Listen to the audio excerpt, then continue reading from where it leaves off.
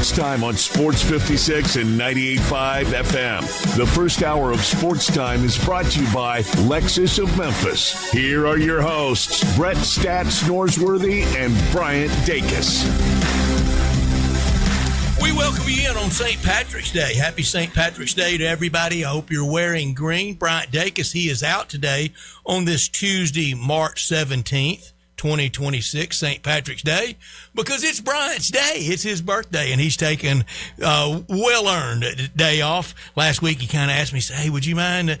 Stop right there. No, I never mind when you want to take a day off. Bryant, first of all, you don't have to ask me. Second of all, as hard as he works and as great as he is to be around, glad he can enjoy this St. Patrick's Day and also his birthday. He will be back in with us tomorrow. Today is a day for green.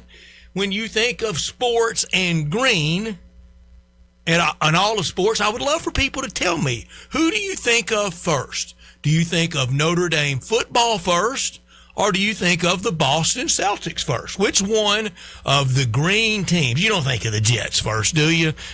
I know there are a lot of Tulane fans. There are a lot of Tulane fans in Memphis. I know, probably think of them. That was the only green team ever in the SEC. There hadn't really been one. They are now in the American. They're green. Another American team that is green, Charlotte. They fired their basketball coach today. So much for the luck of the Irish with green. But who are the green teams that you think of in all of sports? One team we think of now, the North Texas Mean Green, and they got their name from Mean Joe Green. They were the Eagles until the most famous player to ever play football in North Texas. That's right. Did I get an impressed by John Harden look? I think I did. I think you might have. Man, day's already made in 02:06 of the first hour, isn't it? I think so. Yeah, they were the North Texas State Eagles and had Joe Green, who became Mean Joe Green there, and famously with the Pittsburgh Steelers. And why not? They changed their nickname to their most famous player. But I would love to hear from people. Is it Notre Dame football or Boston Celtics, the basketball of the Celtics? And they have a lot alike. Both, obviously, the Catholic influence, Irish Catholic of both, the Irish and the Irish Catholics in Boston. Which one? Both in the pantheon of North American sports history. They both are. I have friends, Landon Schmidt co-hosting and producing, as he always does. I've got friends of mine. It makes them mad that I don't hate Notre Dame with the hate they hate them with. Well, I don't have anything personally against Notre Dame. None. But I kind of like. The answer to your question is obvious, is it not? It's Hawaii. It wasn't that obvious, but I guess since you the islands, the green jerseys, everything about it. For me, I think Hawaii football. Okay. Now we're coming up on something that is very green in about 3 weeks. Mm-hmm. The green jacket of Augusta National. Oh, yeah, Masters. I think that's got to be in the conversation. I think the green jacket is the best trophy in American sport. I agree with you. It's up there. I don't know if it's the best, but it's definitely talked about, I would say, top 3. So, certainly individual. I mean, if you were for sure individual, If you were the Super Bowl MVP and, in your man cave trophy room, you'd have that in a prominent place. Mm-hmm. But you wouldn't get to keep that green jacket. So you may have a replica, you may have a knockoff, but you don't get to keep that except for the year you win it, unless you're Gary Player and you don't return it and it caused really bad feelings, and that's why they're all kind of at odds now with Gary Player. Mm-hmm. But that green jacket, if you had that for a year, I think I would wear it to sleep. I mean, we're still waiting on our jacket for our golf picks, whichever kind we're going to get. I don't know. Aren't we Patch Madras, though? We're not green, though, are we? No. I think, what did we decide on? Is something like leopard print or something like that? Some off-color thing that doesn't really showcase. I think John Harden could pull off a leopard jacket. I don't think I could. I could. Absolutely. Yeah, I know John Harden could.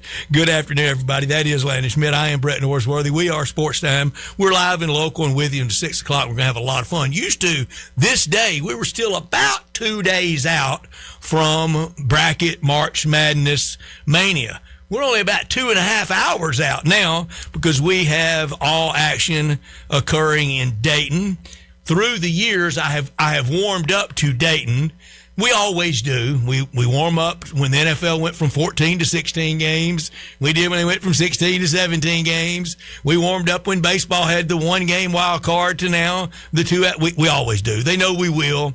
I didn't like Dayton at all in the beginning. I've warmed up to it. I don't want it expanded. It will. We will warm up to it when they do, and we always do. And we usually get some pretty good action, even tonight in that 16 versus 16 game. Certainly a fair fight. UMBC's got everybody right where they want them, don't they? Win that game tonight and then go shock the world again as a 16 seed. I think so, and I don't want to give anything away with my picks, but it seems that UMBC in that matchup is a heavy favorite. But we're not picking the Dayton games. They don't count as the picks. Oh, we're not? Well, I went ahead and did. Now, we are doing this. Ambitious. I don't think anybody's going to have either UMBC or Howard advancing, even if they do pick them tonight, or the same thing for tomorrow night in the 16s. But if you pick, like tonight, a lot of people are thinking that if Texas or NC State can catch a wave, we've had teams go to the Final Four out of Dayton. Mm-hmm. Now, you have to pick that exact team. Like you don't get Texas and NC State. This isn't the track where you get 1A and 1A. No. And I had that one time in a bracket contest. The person, let's say he picked NC State and Texas won. He thought it counted all the way through for just taking. Kept writing down NC State. No. You got to get the exact one out of Dayton. But Texas could. Both coaches with colorful backgrounds tonight in Dayton for Texas and NC State. 2 years in a row for Texas to be in Dayton. That game about 8:15 on True TV. It is True TV time of year, isn't it? It is. I feel like, I'm used to it now. I used to be the guy. I get that. Yeah, I get it. 246 on direct. With each passing season, it seems that more and more basketball is moving over and the baseball in the fall. It is a little bit more. That has helped, kind of make us know where it is and for sure. And keep up with it there. And I'm looking forward to tonight. I'm going to watch a lot of baseball tonight with the World Baseball Classic. Venezuela winners last night, advanced to the finals, coin flip. United States wins. Dang United States. They get everything, don't they? Big evil empire. As an American, I don't think I can complain very much, can I? They will be the home team playing in Miami. There will be a healthy Venezuelan crowd. I want to see how many of these people you've ever heard of. The greatest player ever from Venezuela is Miguel Cabrera. I know you've heard of him. Unanimous. But think about these players at shortstop from the country of Venezuela. Luis Aparicio, who is in the Hall of Fame and is the oldest living member of the Hall of Fame, turns 92 next month, and played a full year here in Memphis, summer of 1955 at Russwood Park for the Memphis Chicks as a White Sox affiliate. Wow. How about that? That's double yo, isn't it? Yeah. Oh, that's as many O's as you want. Luis Aparicio, Dave Concepcion with a big red machine. Oh, yeah. Ozzie Guillen, who won it as a skipper with the Southsiders in 05 and was a great shortstop. And I think the best of all of them, including Aparicio, Omar Vizquel. And you saw him in the crowd shots last night. Yeah, you did. And he came up in that stretch in the American League with Nomar Garcia-Parr with the Red Sox, Jeter with the Yankees, and A-Rod with the Mariners. Defensively, please hear everything I say, defensively, I thought he was better than all of them. I mean, I can't fully disagree with you there. I mean, you all those guys you mentioned, they were good in the field, but more of their attributes came from hitting the ball. And last night you can tell I spent a lot of time at Baseball Ref. I didn't have all this off the top of my head, people, but I had some of it. I would believe you. I did know about Luis Aparicio because there are a lot of experienced veteran fans around here that were White Sox fans and players on those teams from when they were young guys in the 50s when the White Sox were the affiliate of the Chicks when they played at Russwood, where Baptist Hospital eventually was, and the biggest fire and the first big breaking news story in Memphis history was when the ballpark burned on Good Friday in the early 60s. But I was looking at other Venezuela players, and one of my favorites. He wasn't very good. He played for everybody. He was one of those guys that played for everybody, and he was in every single pack of gum. Pack of cards. You could count on two things: the bad gum, and he was in the pack of cards. Vic Davalillo. And 1 year with the Cardinals, when Pat Smith throws a wild Cardinal name at me, we got to fire back with Vic Davalillo. Vic Davalillo. I'm marking it down already. He wasn't that good, but I liked him, and I liked his style with the on the baseball cards with the bat in his hand. But tonight will be fun in Dayton. Tonight will be fun in Miami. World Baseball Classic. It has worked. I hope it draws well tonight. I think it will. I think it'll end up averaging around 4 to 5 million tonight, and I'm still waiting to see the numbers comparing viewership Sunday of selection show to it. Historically, traditionally, the last few years, even the selection show has been anywhere around 5.5 to 7 million, and I think we are very interested in this year's tournament, and numbers will drive very well because of the freshman influence in this tournament.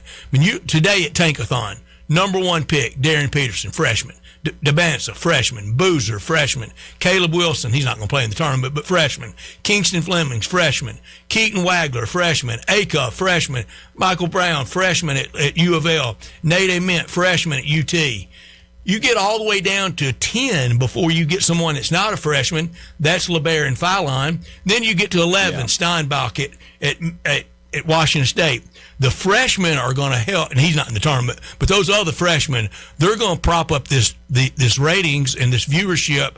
And I think Darius Acuff is right in it, will be right there primary with John Calipari and the Razorbacks of driving numbers. I agree with you, and I think that's the nature of the beast of where basketball is at right now is so freshman heavy, and I think that's also, and I'm sure we'll get to this a little bit later, very college basketball heavy show today. But the big thing with nobody believes, it is March tends to do that to people. But the whole deal with Caleb Williams, or not Caleb Wilson, with North Carolina being out, that has basically taken all hope and all wind out of the sails of North Carolina, which is why a lot of people like VCU. It has, and a lot of people are making that pick of VCU. We'll do our picks tomorrow. Again, whatever happens in Dayton, that happens. Yeah, we're not going to pick those. So we're really picking 64 games, and everybody knows the drill.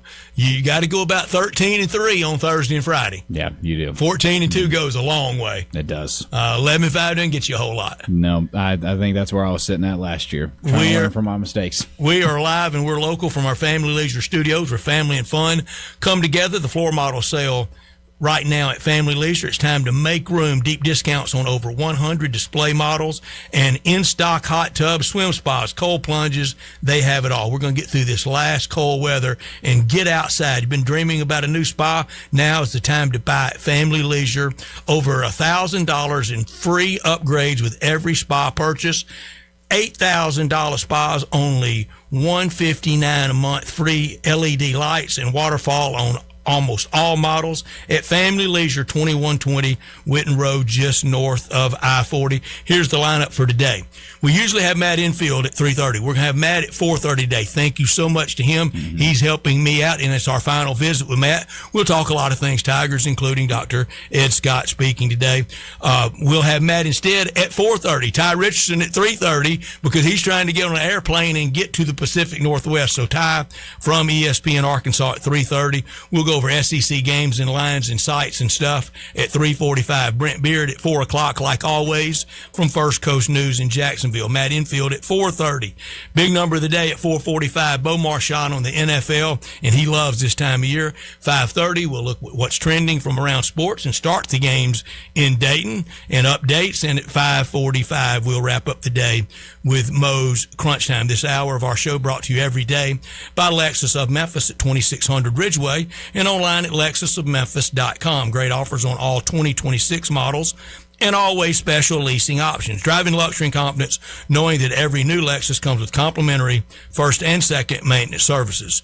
Stop by the only Lexus dealership in town at 2600 Ridgeway, and that's where you can put yourself in the driver's seat of the all-new 2026 flagship LS500, and you'll be driving in style. When you purchase a Lexus, you get top-of-the-line engineering and design, and they make for the safe luxury driving experience. Online at LexusOfMemphis.com. Experience amazing at Lexus of Memphis. Top story of the day. Landon, I'll go first. You want to go first?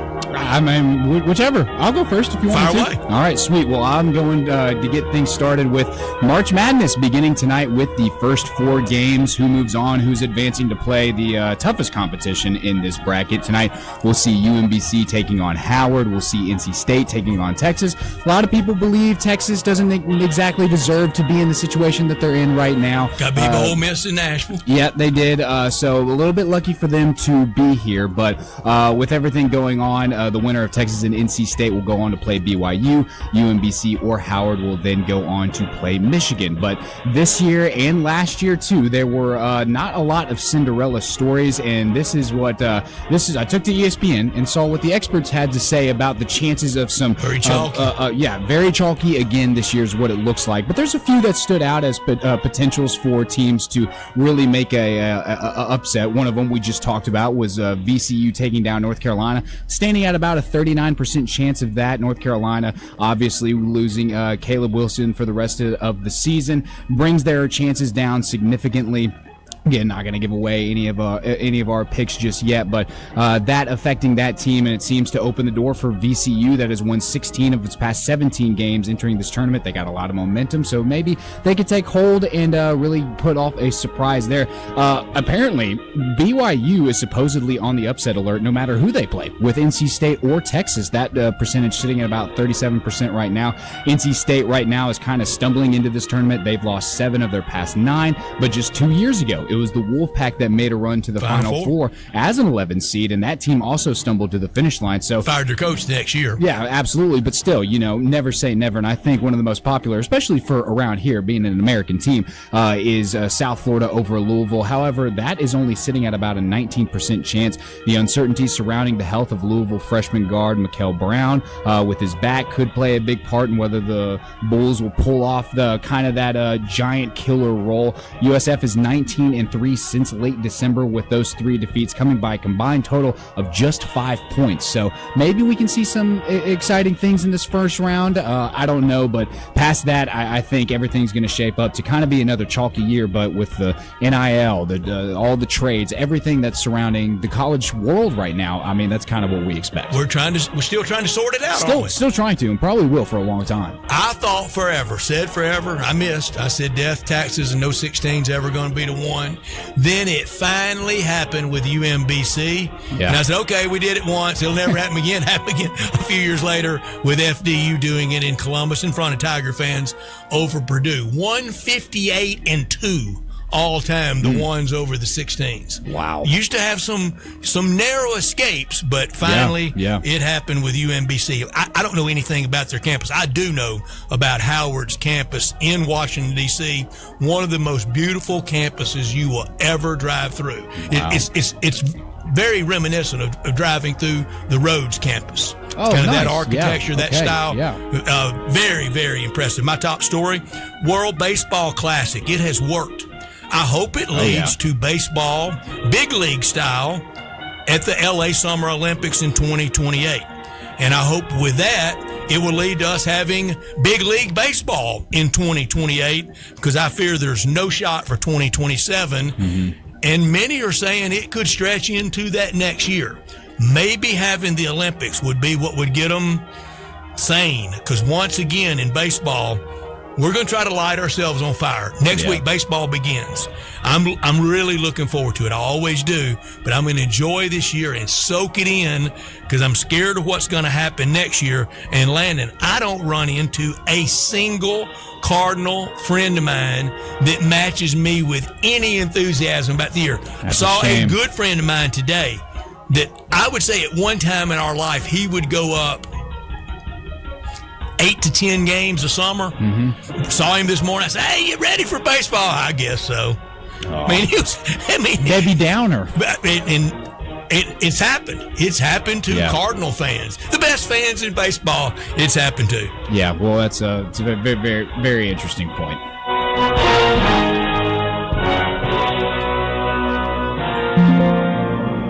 Hot top story of the day. There it is. Oh yeah, I'm going first. Well, my not top story is what you just mentioned. That's the WBC championship. That is tonight, and I don't think it's the matchup that really anybody was expecting. First, we should tip our caps to the Italian team. I think they surprised everyone with their run this year. I don't think anybody expected them to be undefeated all the way up until their loss against Venezuela. But how Italian were they, though? It's a little bit like the European Ryder Cup team. The old saying of the big Ryder Cup victory party is at the Breakers in Palm Beach. Well, I don't know. There's a lot of those Italian last names out there that I could not pronounce, and you couldn't pay me to try to pronounce those kind of names. So I don't know. They got some Italians out there, but still, for them to I don't think a lot of them's ever seen Rome. No, I don't think so. I think they've spent their time mostly on the baseball diamond, but tipping my cap at least to them for what they were able to pull off. But how about this Venezuela team? After suffering their defeat at the hands of the Dominican Republic, we're out to make a statement and have successfully done so, knocking off the multiple-time champions in Japan and then turning around and beating undefeated Italy. Very, very interesting for them to be here in this final game against Team USA. Ronald Acuna Jr. playing a major role in the victory over Italy, in the victory over Japan as well. And for the U.S., there's a lot of questions going out there because the starting pitcher they have out there tonight, my guy Nolan McLean with the Mets, he's still young. This is by far the biggest stage that he's ever pitched on before. Innings. That's all we need. All Team USA. Game. Yeah. Then the bullpen's got to come in, step up. I think the bats got to really, really connect. I mean, you have a great all-star lineup of hitters coming out here for this USA team. So you put all that together, and I mean, hey, who's been the hitting star? Well, I was about to say, just on both sides on the bat and in the field, I think depending on if he keeps playing the way he's playing right now, if Team USA wins, you got an MVP candidate. I think it's Bobby Witt Jr. for what he's been able to go out there. Superstar. Yeah, absolutely. I mean, he's doing everything that he possibly can do. Bednar, the pitching star. He's got a lot not of big over outs. Bobby. Yeah. I don't know. Yeah. I don't know if I'd put him over Bobby, but we'll see if they can do that. I think Venezuela's biggest struggle seems to be in the bottom of their lineup. They're a really top-heavy team, so if they can just bring together a full, complete series. I'm glad you're into it, because there was a moment that hit me last night. I thought, I really love baseball, but I'm really old. I'm glad young people like it. I'm getting into it, you know? I'm getting into it. I'm getting into it with all these guys. But it should be a very competitive championship game. At least that's what I'm looking for, and that is tonight at 7 o'clock on Fox. When you mention Vic Davalillo, oh, you know it's baseball time. Yeah, my not top story. No way, Nate Oates and Greg Byrne. They're not gonna allow Aiden Holloway to play, and they shouldn't. I think it's above both of them. Nate Oates has really let it rip at Bama, hasn't he? And it's paid off, and Greg Burns allowed it, and it paid off with their first Final Four in school history. They almost had to accomplish that, or they were about to get just devoured by what Bruce Pearl had built at Auburn. And we know the favorite sport at Alabama among people at the Capstone will never be basketball. But was it worth it? Darius Miles, he's still awaiting his trial. Charles Bediako, that was not very flattering for Alabama, for the SEC, for college basketball. When Greg Sankey has to go against a member school, you know it's not really flattering, and it wasn't. And now this, on the eve of the tournament, the story, the charges, and he's not going to play, and he shouldn't play, and that affects a lot of brackets, a lot more important things than it affecting the bracket. I do know that, but how deep do you have Alabama going now? Can they get that hot with other players and people to replace him? I still think they can. Hofstra, they should take care of them, and then they will probably get Texas Tech that has Toppin out, so all square there. That's about as far as I got Bama going anyway. Yeah, I mean, I got them playing well. I don't know if I want to reveal how far I got them going. There's no secrets. My bracket's done. it's in the Lamb's Book of Life. Yeah, it is. It's done. Written down. It's written one down bracket. That's all I do. Do you do multiple? Do you do the crazy or the mascot? If my family trying to win pots, if my family sends me a link to fill it out and whatnot, then I'll do multiple. But I do one for this written one. It's there and then it's done. I do one. I'm in the contest here. That's it. That's the only place I do one. I do miss when we get to the Sweet 16. I had a friend of mine that used to run a Sweet 16 only, put every name in a hat. We started out like in 10th grade at $5, and you pull one out, and then we got. I think we finally got to $100, which was way too much. Yeah. But I don't do that anymore. But it is fun. There's a lot of brackets. This is copying machine and toner week too at every workplace. It is. Every copy machine. You hear it just humming away. When we come back, we're gonna hum away. We're gonna go to Northwest Arkansas before he gets on a flight bound for Portland to cover the Razorbacks. Our friend Ty Richardson, that normally joins us on Friday at 4:30, was going to join us today at 4:30. Then his travel issues, and Matt Enfield was nice enough to swap. We talk to Ty Richardson next on Sports Time. Start your day with Sports 56 Mornings with Greg Gaston and Eli Savoy. Weekday mornings from 7 to 10, right here on Sports 56 and 98.5 FM. Memphis, ready to play golf whenever you want? Now you can. Welcome to Back Nine Golf, Memphis' premier indoor golf facility built for players who never want to leave the game. Open 24/7 for members, Back Nine Golf features 4 tour-level full-swing simulators letting you take on bucket list courses like St. Andrews, Pebble Beach, and TPC Sawgrass without leaving the Mid-South. Grab your friends, book a bay, play a full round, or hit the driving range to work on your game with instant shot data trusted by the pros. Memphis, you don't have to be a member to tee it up. Public tee times are also available. Rain, heat, wind, or daylight doesn't matter. Your tee time is always on. Visit theback9golf.com/Memphis for more information. That's theback9golf.com/Memphis. Back Nine Golf, just off Poplar at Houston Levy. The Back Nine, where golf never sleeps. This is Julie Molay-Mary, and I'm with Mark Spensdorf Realtors. I wanted to dispel any rumors about Sheldon Rosengarten, also with Mark Spensdorf Realtors, being the worst golfer in town. Is that what you wanted me to say, Sheldon? Yes, Julie, with your stellar career in real estate in Florida and now here, and you also being the Florida Girls State High School champion, in addition to playing for Florida Gulf Coast, I know people would want your opinion about my golf game. Well, Sheldon, it's a good thing you're great at real estate, because your golf game is underwater, where most of your golf balls end up. Thanks a lot. You know, people often say that when you want the job done, you call Sheldon. Yes, but they also say that if someone is wanting to sell a home or buy one, I make it easy. So they call Julie Molay-Mary at 305-0112. Got it. And you can reach me, Sheldon Rosengarten, at 483-0546 or MemphisRelocate.com. That's MemphisRelocate.com or 483-0546.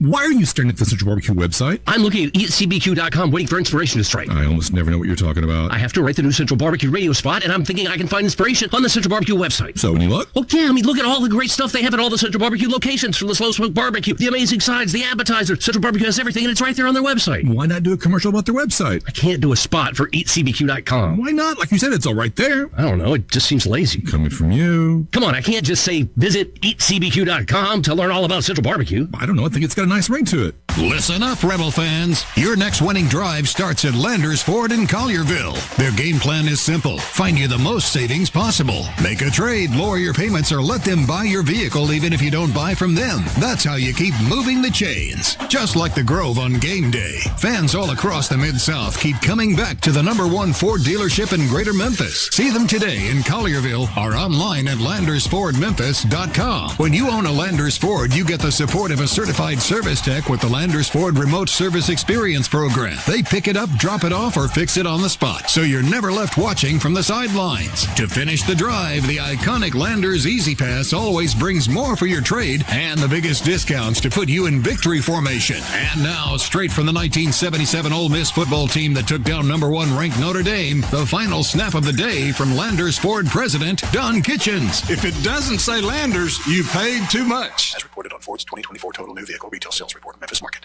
Memphis is a love song to soul and style.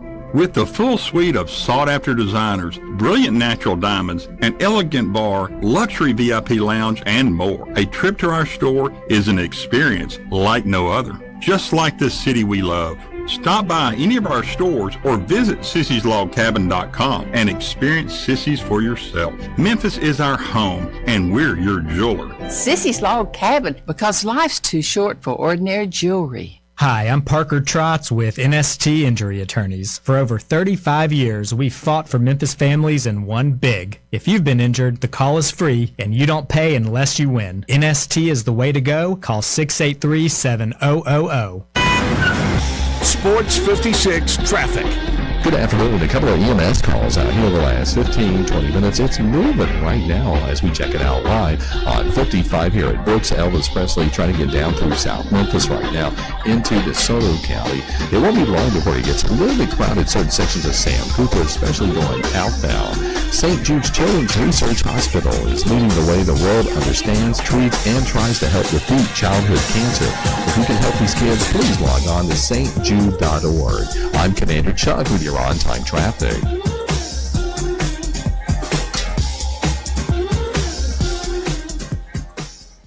Time to talk Razorbacks on Sports Time. Joining the guys is Ty Richardson from ESPN Arkansas to talk all things Hogs and SEC. On Twitter X at Ty Sports Radio, here's Ty Richardson with Bryant and Brett. Come on, all you Razorback fans, let's stand up and call those Hogs!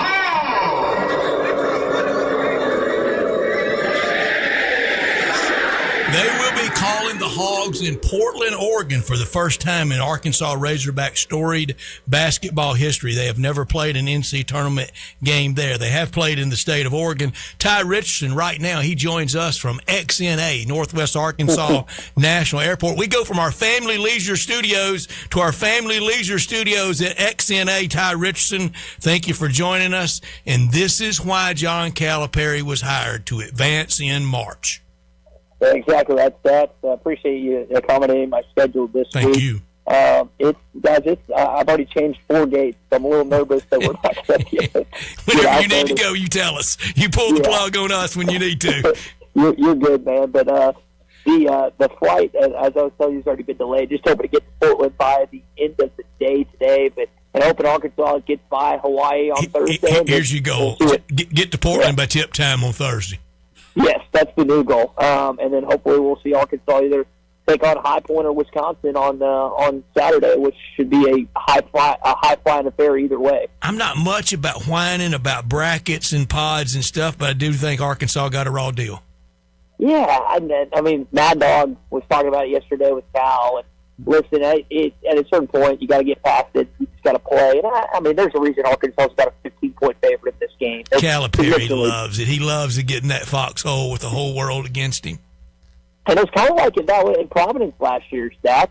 And they beat 2 Hall of Fame coaches in Bill Self and Rick Pitino, which was one of the best, most stacked pods, not necessarily teams, but just the coaches that we've ever seen in the round of 32 and the round of 64. But no, this will be a fun weekend, and you've got some other teams in Portland, and I know some people that like with AJ DeVanson and BYU. So yeah, that approach is definitely something Cal's going to utilize to his own advantage.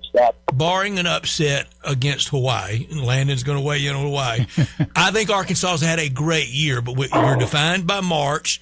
Do many fans, do your feedback, your friends, your listeners, fans you interact with, do they feel like this is a go for it year? When I say go for it, get to Indianapolis to the Final Four? That progressed. That thought has increased since what happened in Nashville. But keep in mind, they didn't play Alabama or Florida. And I don't want to make light of how good Vanderbilt played to get there, because that would be really minimizing what the Commodores did in dominating Florida. But you had an easier road than maybe what was expected.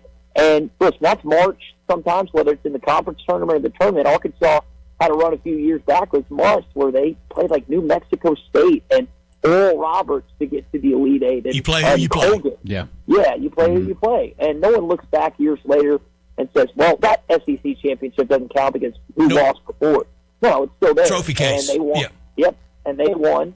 And now we'll see if Arkansas can maybe get lucky, if Wisconsin gets upset, or or maybe Arizona goes down before the Sweet 16, depending on how things shake out this weekend. Yeah, Ty. I mean, it's no secret around here that I'm the big Hawaii guy. The only Hawaii guy. Yes, probably. Okay. Yeah, probably in the mainland for the United States. Maybe I'm the only Hawaii guy. So, with that being said, is there any part of this Arkansas team that is, are you worried about them overlooking this opponent? Because I mean, Hawaii coming from the Big West, it is a little bit competitive, but not as competitive as the SEC. Is there any part of Hawaii's game that is something that Arkansas needs to look out for? I think it's just the way they play defense, and they make you take one-on-one shots. Like, they're not going to help. They don't give up offensive rebounds.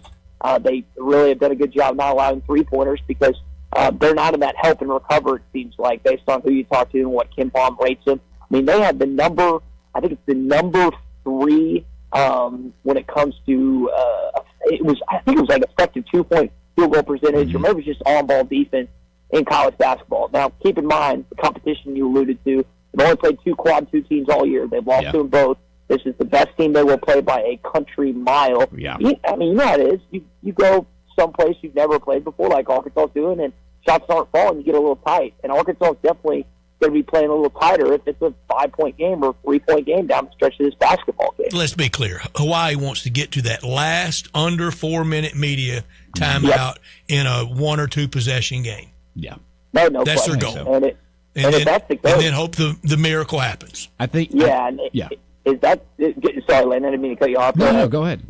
No, I was going to say, if that's the case, I'm worried if I'm Cal. I'm worried if I'm an Arkansas fan because, well, Arkansas has been in those games this year. Just like you always, as the underdog, you always feel more confident if it's even within striking distance. And the building turns on you. Whatever fans are there, they're going to turn on the big, mean SEC and even bigger and meaner John Calipari. Yeah. Yeah, that's the thing is there's not many like pro Cal fans outside of Arkansas now. I don't think there's a lot of Memphis or he's got a lot of friends here, Ty. He really does, more than you would stereotype. Yeah. He does. Okay, that's cool to think about. But either way, this is from a travel standpoint, and I think if we did the math, Arkansas actually has the closest in their pod, at least between Wisconsin, High Point, and Hawaii. They actually have the closest travel distance. So it's just kind of a funny little deal that we have ahead of us this week. All the way out there to Portland. What is your flight schedule quickly tonight? You go XNA to where to where? XNA to Dallas to Portland. It was supposed to be a 2:30 to, I believe, 5 to 7. Now it's become 4 to 5 to 8 to 11:09. So I'll probably be in bed about 12:30 or 1. Wake up at 4:15. And it's pure running. It's running with the bulls out at the airport these days, isn't it? Oh yeah, it's a little.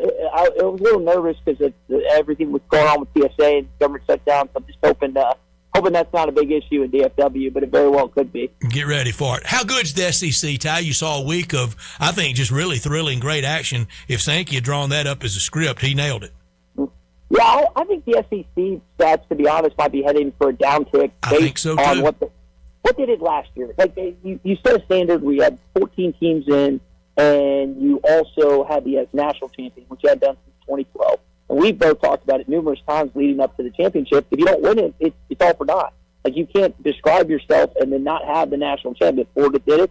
And so I would just think, especially the way that Florida lost, maybe there's more chinks in their armor than people want to admit. So I actually think the SEC, we actually played on this question this morning, which conference is going to maybe surprise some people in a bad way. I think it might be the Southeastern Conference, guys. Yeah, they very well could. Yeah, Ty, going back real quick to this Arkansas-Hawaii game, because there was something that as I was researching kind of the style of how Hawaii plays. He's picking Hawaii tomorrow when we do picks. That's the least surprising thing of the week. We'll cross that bridge when we get there, all right? I'm not going to reveal any of that kind of stuff. But in the way that Hawaii kind of plays and the difference between them and Arkansas is very fast-paced. I believe they're top 50 or so in the country of how fast-paced they are. Hawaii is one of the slowest teams out there in terms of their rate of play and how they handle things. And the closest comp that I could find was the year in which Yale slowed down a very high-powered Auburn team and made a big upset in the March Madness tournament. That's the only kind of thing that I'm seeing, that if Hawaii goes out there and slows down this team, but I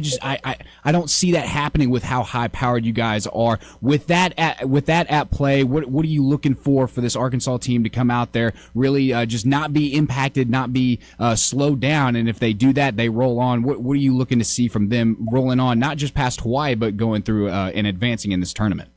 Well, they exploded offensively and hit, I think, 15 or 16 threes against Vanderbilt. I'd be shocked if they did that, whether it was this Thursday or if they were to win on Saturday. You're going to have to find ways to win, as Cal talks about, playing defense and having like a grimy 60 to 70 type of game in those ranges. If Arkansas can do that, it's going to be great. That's typically how it goes. Even the most prolific, high-powered offenses struggle at times, and I think it's got to be more than Darius Acuff, and it was this past game. DJ Wagner hit 3 triples. Maybe his best game of the year. Mm-hmm. Yeah, no question. That and Trevor Brazile gave him stuff. Billy Richmond, I think, Malik Thomas.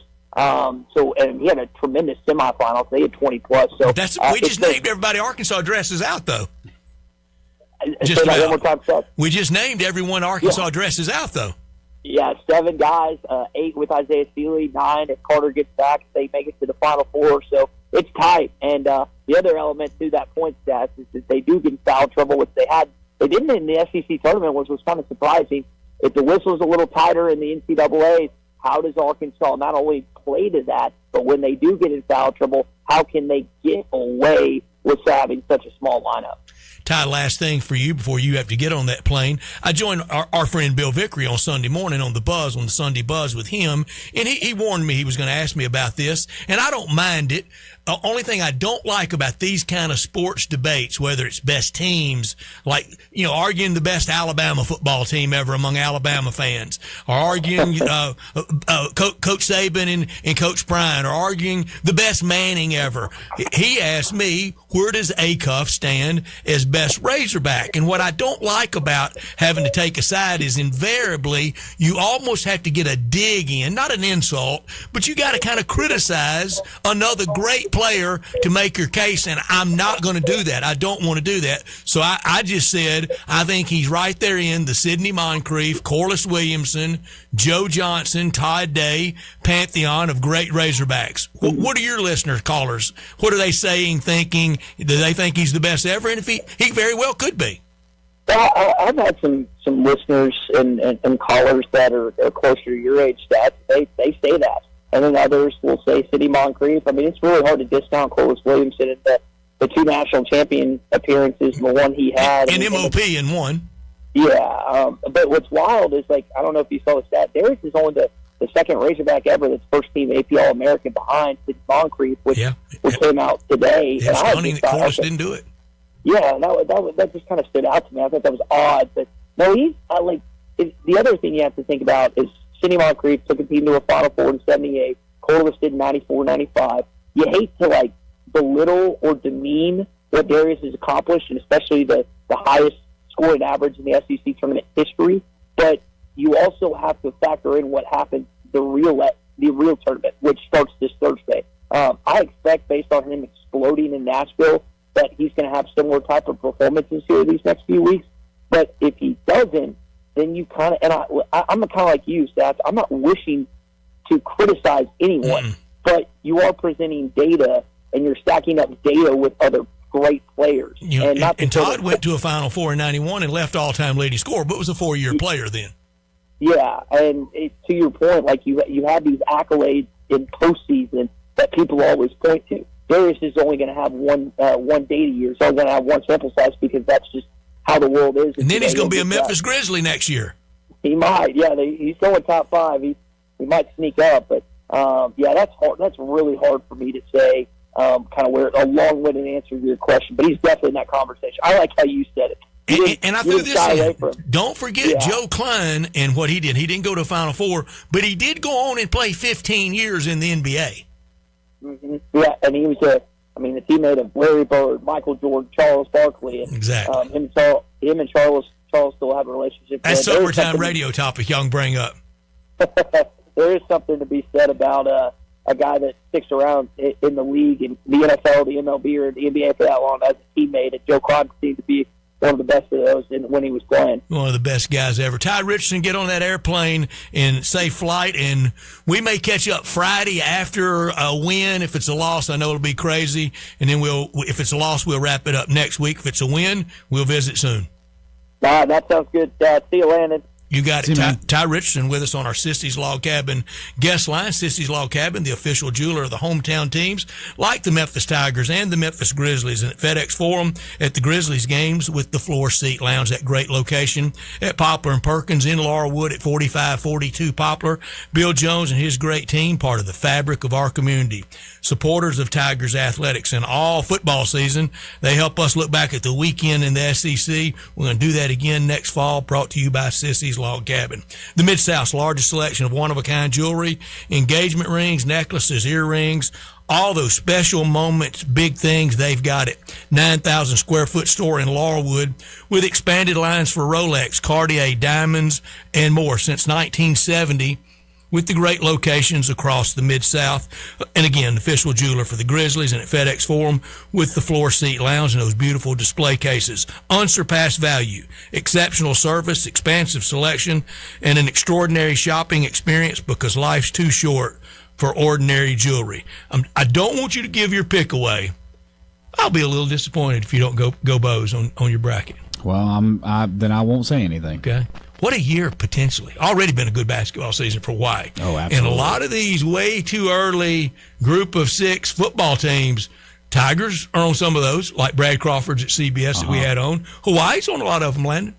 That's one of the things I keep telling everybody around the station who will listen to me is how excited I am. We listen, Landon. We listen. Whether you want to or not. I'm just so excited of how much Hawaii is in the news from where they were a couple years ago to where they are now. I couldn't be more proud. Live from our Family Leisure Studios, we are Sports Time. Add a little fun to your lunch break. Join Johnny Radio for Sports 56 Happy Hour from 11 to 1 every weekday on Sports 56 and 98.5 FM. Kubota Orange Days are here, so come see them Friday, April 3rd, 8 a.m. to 4 p.m. and Saturday, April 4th from 8 until noon at First Choice Farm and Lawn. And be sure to join me, Johnny Radio, from Sports 56, Friday, April 3rd, 11 a.m. to 1 p.m. for Garibaldi's Pizza. Some fun and a lot of Kubota Orange. From America's #1 selling compact tractor to zero-turn mowers and versatile RTVs. Get your perfect match. Get 0 down, 0% financing, and discounts up to $2,000 on select models of mowers, tractors, and construction equipment. See the details at KubotaOrangeDays.com. Kubota Orange Days, Friday and Saturday, April 3rd and 4th, plus Sports 56 and Johnny Radio. Friday, April 3rd from 11 to 1, giving away Garibaldi's. For 50 years, Memphis has been going to Garibaldi's for great pizza, and it's still a Memphis favorite. And we're giving it away at First Choice Farm and Lawn, 12701 Highway 64 East in Eads. Napa Cafe celebrates 28 years in 2026. Hi, I'm Glenda Hastings, owner of Napa Cafe, and I want to thank you for making us part of your dining experiences. If you are a first-time guest or have dined with us countless times, I want to thank you for making us part of your lives. Whether you're celebrating with the crowd or planning a cozy date night on the town, Napa Cafe can provide you an extraordinary evening. We have 5 dining rooms, including our private wine cellar, our Jan's room for 2 guests, and the Eleanor room for parties up to 60. Sit back, relax, and celebrate. Leave the cooking to us. Come see me at Napa Cafe, 5101 Sanderlin Avenue. We're open Wednesday through Saturday for dinner starting at 5 o'clock. We also offer curbside pickup from our full menu. For details on our stay-in, dine-out menu or reservations, visit our website at napacafe.com. We can't wait to serve you. Come join in and celebrate 28 years of Napa Cafe in 2026. If you owe back taxes, listen carefully to rule number 1. Never go up against the IRS alone. They're cracking down, freezing bank accounts, garnishing paychecks, canceling passports. Even your home or business could be at risk. But here's what they don't tell you. The IRS has powerful tax relief programs that could save you thousands if you qualify. That's why smart people call Optima Tax Relief, America's #1 tax resolution firm. Nobody knows these programs like the experts at Optima. Their team of tax attorneys and licensed professionals have resolved over $2 billion in tax debt for people just like you. The IRS is not stopping, so don't wait. And don't take them on alone. For tax help you need, for tax help you can trust, call Optima today for a free consultation. Call 800-780-3599. 800-780-3599. 800-780-3599. Optima Tax Relief. Some restrictions apply. For complete details, please visit OptimaTaxRelief.com. Honey, that flu keeping you up? Did you take NyQuil Intense Flu? Nah, I got this. Okay, I don't got this. Yeah, you need NyQuil Intense Flu. Undo your flu with NyQuil Intense Flu. NyQuil Intense Flu provides powerful relief of your flu symptoms so you can sleep. You do got this. NyQuil Intense Flu. The nighttime sniffling, aching fever. Best sleep with the flu medicine. Use as directed. Keep out of reach of children. March is known for its madness, and once again this year, that madness could lead to cash in your pocket. UTJ at Classic Arms is so excited about his fall's chances in the tournament, he's partnering with us to give away $98.50 to a lucky winner every time Tennessee wins a game. So cheer on the Volunteers, and when they win, tune into Sports 56 mornings the next day for your chance to win $98.50. Thanks to Classic Arms and Sports 56 and 98.5 FM. Now back to Sports Time on Sports 56 and 98.5 FM. This hour is brought to you by Lexus of Memphis. Here are your hosts, Brett Stats Norsworthy and Bryant Dacus. SEC lines, sites, times tonight, 8:15, True TV. NC State, a 1.5-point favorite over Texas. In Dayton, 2 years in a row for UT at UD. Thursday, 2:15, True TV. Boy, a lot of True TV. Vandy minus 11.5 over McNeese State in Oklahoma City. First meeting ever. Thursday, 3:25, TBS. The Razorbacks minus 15.5 over Hawaii in Portland, Arkansas. 2-0 all-time over the Hawaii Rainbows. That was back-to-back games to begin the 1977-78 season. Thursday, 6:35, True TV. St. Mary's minus 3.5 over the Texas Aggies in Oklahoma City. A&M, they lead 3-2 all-time. Last meeting in 2010. Thursday night, 8:45, CBS, Georgia, minus 2.5 over St. Louis U in Buffalo. Georgia leads 2-0 over SLU. Last meeting, 2010. Friday morning, early, of course, on CBS. 11:15, Kentucky, minus 3.5 over Santa Clara. Of course, in a cozy pod for Big Blue Nation in St. Louis. Why? Why do they get that? Arkansas gets what they get? Because they're Kentucky, and they've made this tournament a lot of money. The Blue Bloods. Kentucky, they lead 1-0. Last meeting, December of 2006. Friday, 2:15, True TV. Bama minus 11.5 over Hofstra in Tampa at Benchmark International Arena. That's the home of the Lightning. It's not being played where South Florida plays. Friday at 3:25, TBS, Tennessee, they're awaiting the winner of SMU and Miami O in Philadelphia. Friday night, 8:25, TNT, Gators awaiting the winner of Lehigh and Prairie View in Tampa. Friday night late, 9:10, True TV, Miami minus 1.5 over Mizzou in St. Louis. Mizzou 1-0 leads 1-0 all time over Miami. That was in the NCAA tournament in 2002. Josh Kroenke, now the owner of the Denver Nuggets, he was on that Mizzou team with Quinn Snyder as the coach. How about that? It's an interesting lineup for all of these guys. You have any favorites? Besides Arkansas? I'm very chalky. I can just tell you. I mean, like, of all the SEC games, which one? I'm very Homer. I like most of the SEC in the first round. I think the carnage starts in the second round. I want to tell a story about Prairie View. So everybody remembers the Bryce Drew shot in '98, right? We've seen it a million times. I was there. It was the first game of the day. That was Friday morning in Oklahoma City, 11:10, 11:20 game. That happens. But I'm there for the rest of the day. The afternoon games played, the early evening game. The last game of the day that year was maybe 8-22 Prairie View. They got hot, won their conference tournament, the last seed in the tournament, playing Kansas, huge underdog, get splattered. I mean, just get annihilated. In the NCAA tournament, they allow no, that's not true. They allow it at the regional. They allow regional net cuttings and at the Final Four. I don't think they even allow it for the semis on Saturday, either the first or second game. There's very little net cutting down.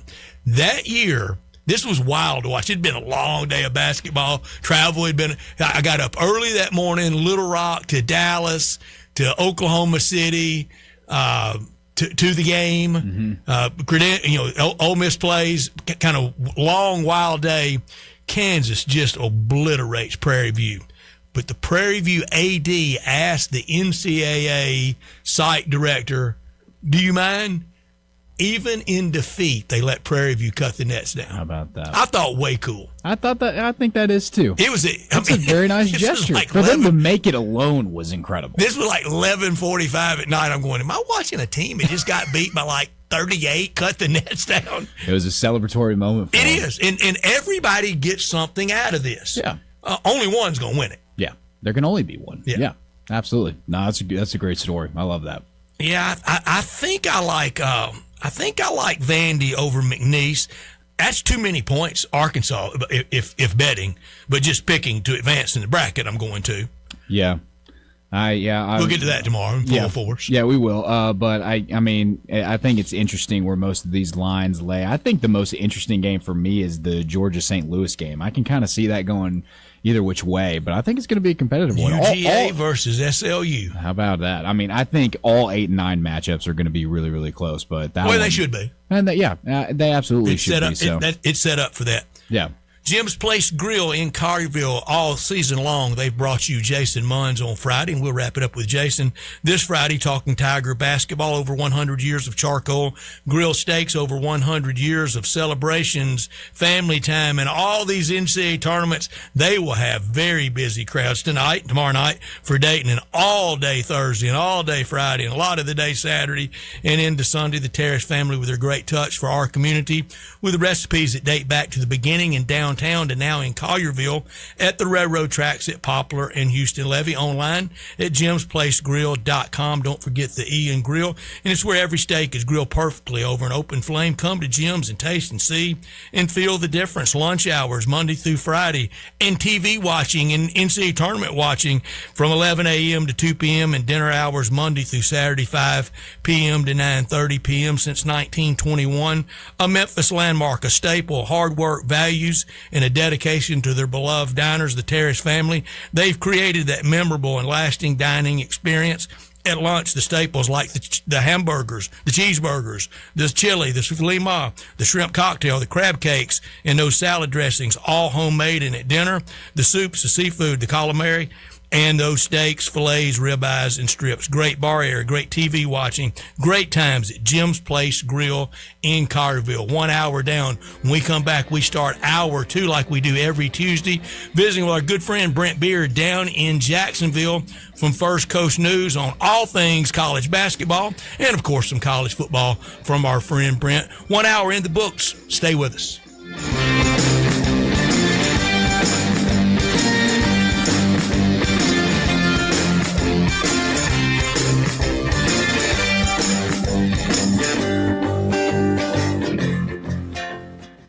It's a new year, and it's the first new sale at Family Leisure. It's the floor model sale happening now. Family Leisure has deep, like diving deep discounts on over 100 display models and in-stock hot tubs, swim spas, even those cold plunges. How deep are these discounts? I'm not allowed to say. So if you've been putting off getting a new spa, then right now is the best time to buy. Here's one price I can let loose. You can get a spa as low as $99 a month. Plus, you can get over $1,000 in upgrades with every spa purchased. One other special deal, you can get an $8,000 spa for only $159 a month. And you know what? Family Leisure is going to throw in some LED lights and waterfalls on most models. Room's got to be made, and so do the deals at Family Leisure, Whitten Road and I-40, where family and fun come together. Air. We breathe it naturally. Simple, right? Not so fast. The air you breathe could be hazardous to your health. Don't guess. Be sure with a phone call to the Memphis Mold Inspector, the only licensed mold assessor in the Mid-South. Call the Memphis Mold Inspector to check the air quality inside your home and office. Protect babies, pets, new homes, old homes, employees, friends, loved ones, and you. Just call 901-292-7788 for clean air and peace of mind. 901-292-7788 for the Memphis Mold Inspector. Hi, this is Lauren Choate with Choate's Air Conditioning, Heating, Plumbing, and Electrical. Taking care of families isn't new to us. It's what we've done across the Mid-South since 1958. Now celebrating 68 years in business, Choate's is still family-owned, award-winning, and committed to doing things the right way. With honest service, expert technicians, and industry-leading warranties that bring real peace of mind. To celebrate, we're offering our $68 deals. Get our $68 early bird AC tune-up special, or just need Freon to get you cooling, get $68 off per pound. If your system is struggling, don't wait for it to fail on the hottest day of the year. Upgrade today and get up to $2,000 in Carrier Cool Cash rebates on select Carrier systems. Plus, enjoy 60 months no interest financing on new HVAC systems, generators, or tankless water heaters. Call Choates at 347-8086 or visit HVAC.com today. And remember, let our family serve your family. At Jason's Deli, when you're dining in or picking up curbside, you can expect wholesome food and no surprises, just delicious sandwiches, crisp salads, and quick quality meals made with the freshest ingredients and no artificial trans fats, MSG, high fructose corn syrup, or artificial colors and dyes. Around here, a lot of thought goes into what we put into our food and what we take out of it, because you're not just taking a bite, you're getting a taste of who we are. New items are constantly being created to expand our menu for all tastes and special diets with vegan and gluten-free options available. Convenience and on-time delivery you can count on. It's just a click away at jasonsdeli.com, so whether you need to feed 5 people or 5,000, the team at Jason's Deli, they have the credentials and the commitment to keep you satisfied. Freshness is nearby at Jason's Deli with locations at Ridgeway in the Park Place Center, Poplar and Highland, Germantown Road in Cordova, and on Goodman Road in Olive Branch. Jason's Deli. It's wholesome food and no surprises. Guns, guns, and more guns. Over 700 firearms in stock. Home defense guns, old guns, new guns, used guns, big guns, little guns. Every gun you can think of, Classic Arms has them. All brands like Glock, Sig, Colt, Ruger, Smith & Wesson, Browning, Beretta, Benelli, Remington, Winchester, and more. Guaranteed lowest prices in town. Only gun importer in the Mid-South. Free gun inspections and appraisals and free bore sighting for the upcoming deer season. Shop online at ClassicArmsOfMemphis.com or visit Classic Arms at 1740 Germantown Parkway behind Corky's Barbecue in Cordova. Sports 56 traffic.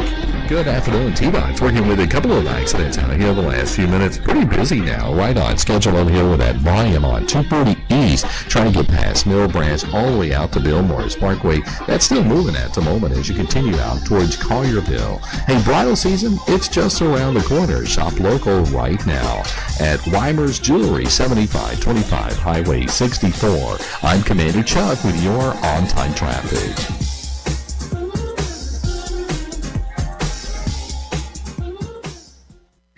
Broadcasting from the Family Leisure Studios, we are Sports 56, WHBQ Memphis, and W253DF Memphis. College football talk every Tuesday with Brent Beard, Heisman voter, and on Twitter X at Brent Beard. SEC, ACC, AAC. We talk it all with Brent. Here's Brent Beard with Bryant and Brett.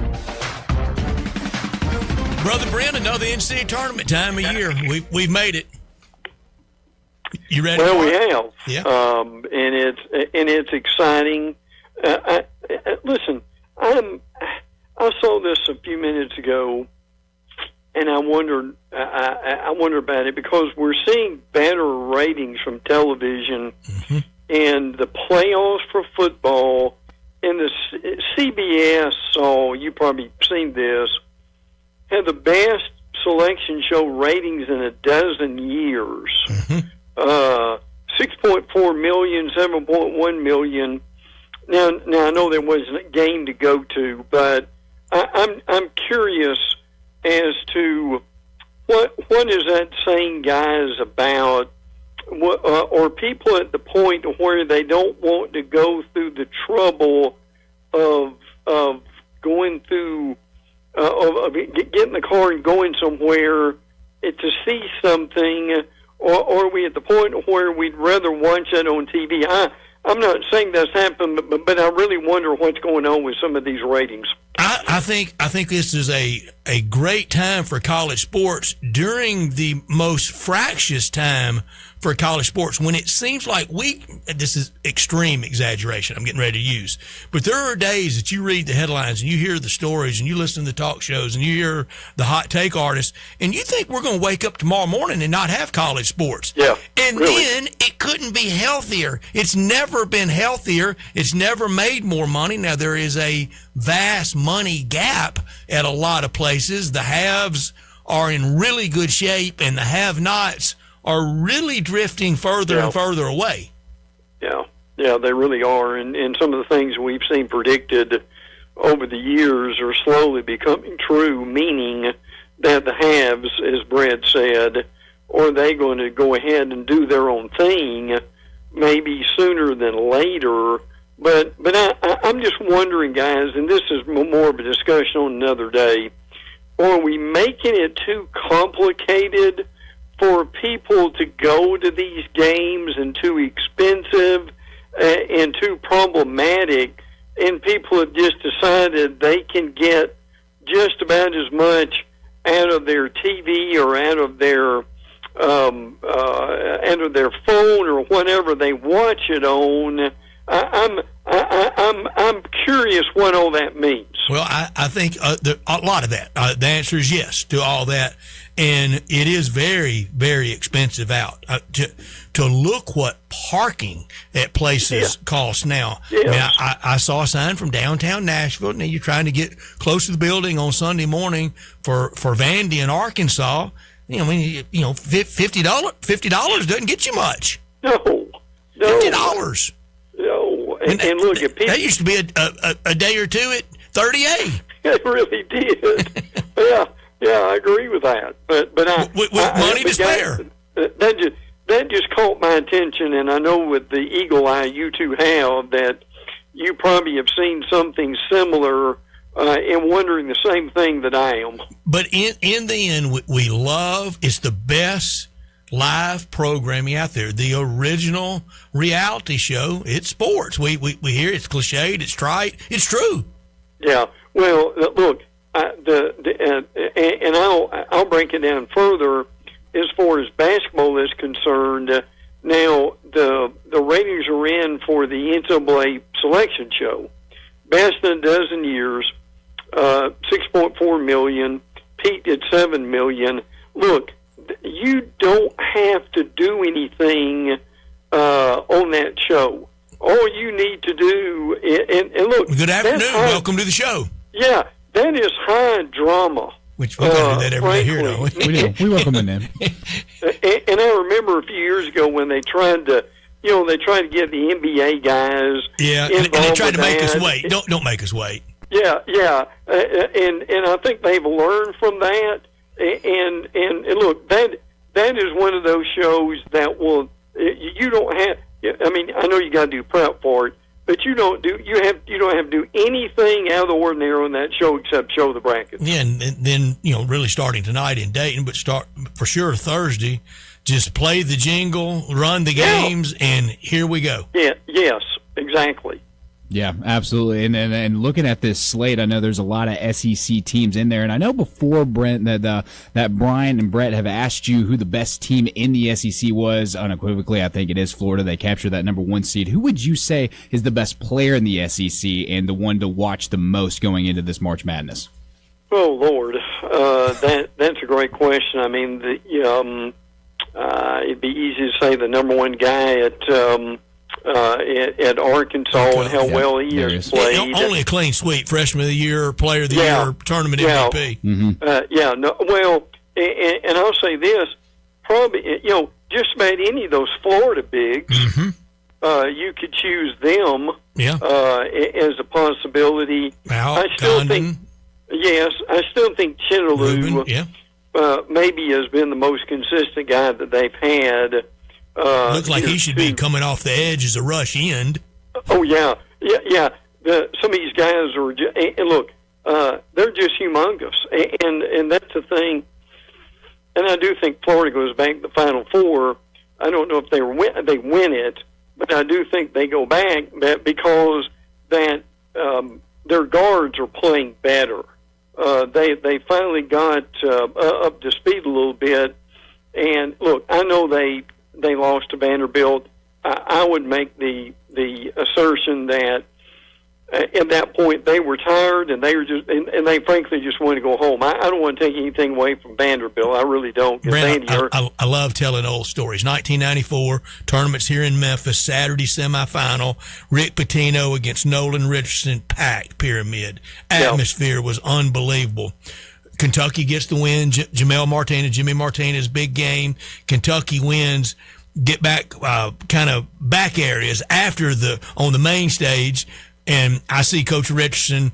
I said, "Hey, tough loss." And he winked at me. He said, "Chief, it's exactly what I wanted." He said, "We're going home. I can beat the you-know-what out of them. We can watch the bracket show tomorrow." And 3 weeks later, he was cutting the nets down in Charlotte. And I thought Nolan really liked me because he called Chief. He called everybody Chief. Oh, sure he did. Oh, yeah. It was special for you. Well, but he realized you were special, Brett. That's why he said that. Well, I thought I was, but I wasn't because he called everybody Chief because he didn't know their names. Yeah, and didn't want to either, probably. Right.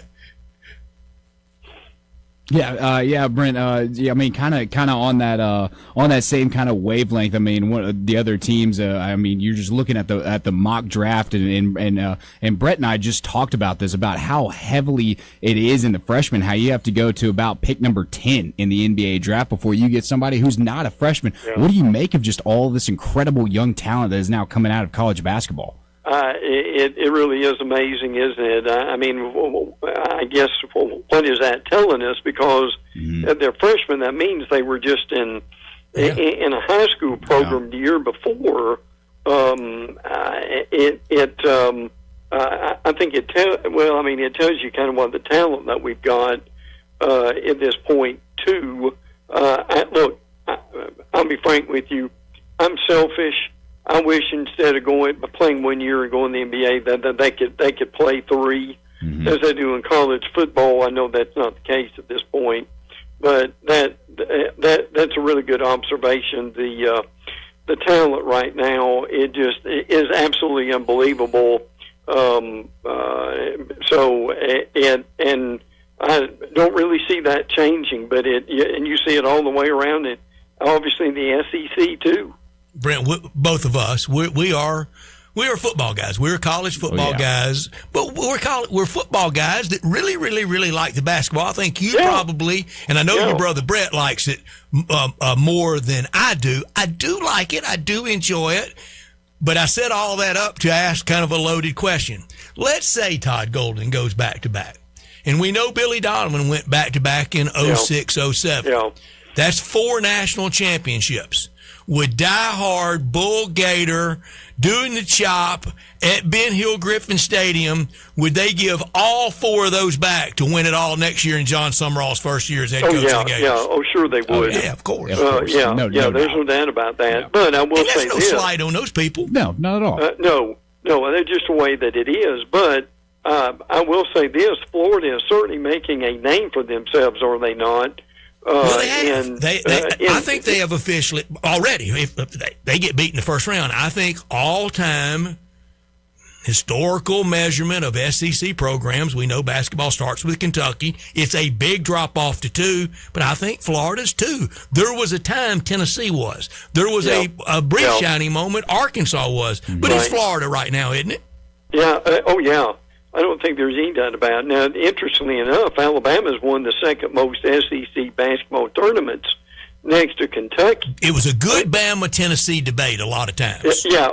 Yeah. There's no doubt about that. But I will say this: what Florida has done is frankly amazing. And look, you've got a situation here. We mentioned the bigs a few minutes ago, and the guards are coming around.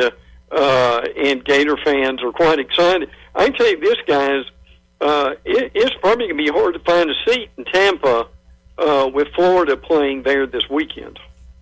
Yeah, Brent, when it comes to where March Madness is, we've got all the first-round matchups and everything going on. Is there any favorite that you have? I know last year was really chalky. It seems that this year is also going to shape up to be a little chalky, too. Yeah. Do you have any upsets that you're looking at that you could see potentially happening in this first round? I think there may be a few, but I still think I've got Duke, Florida, Michigan, and Arizona, which is probably still a little 2 years in a chalky. row, all the ones.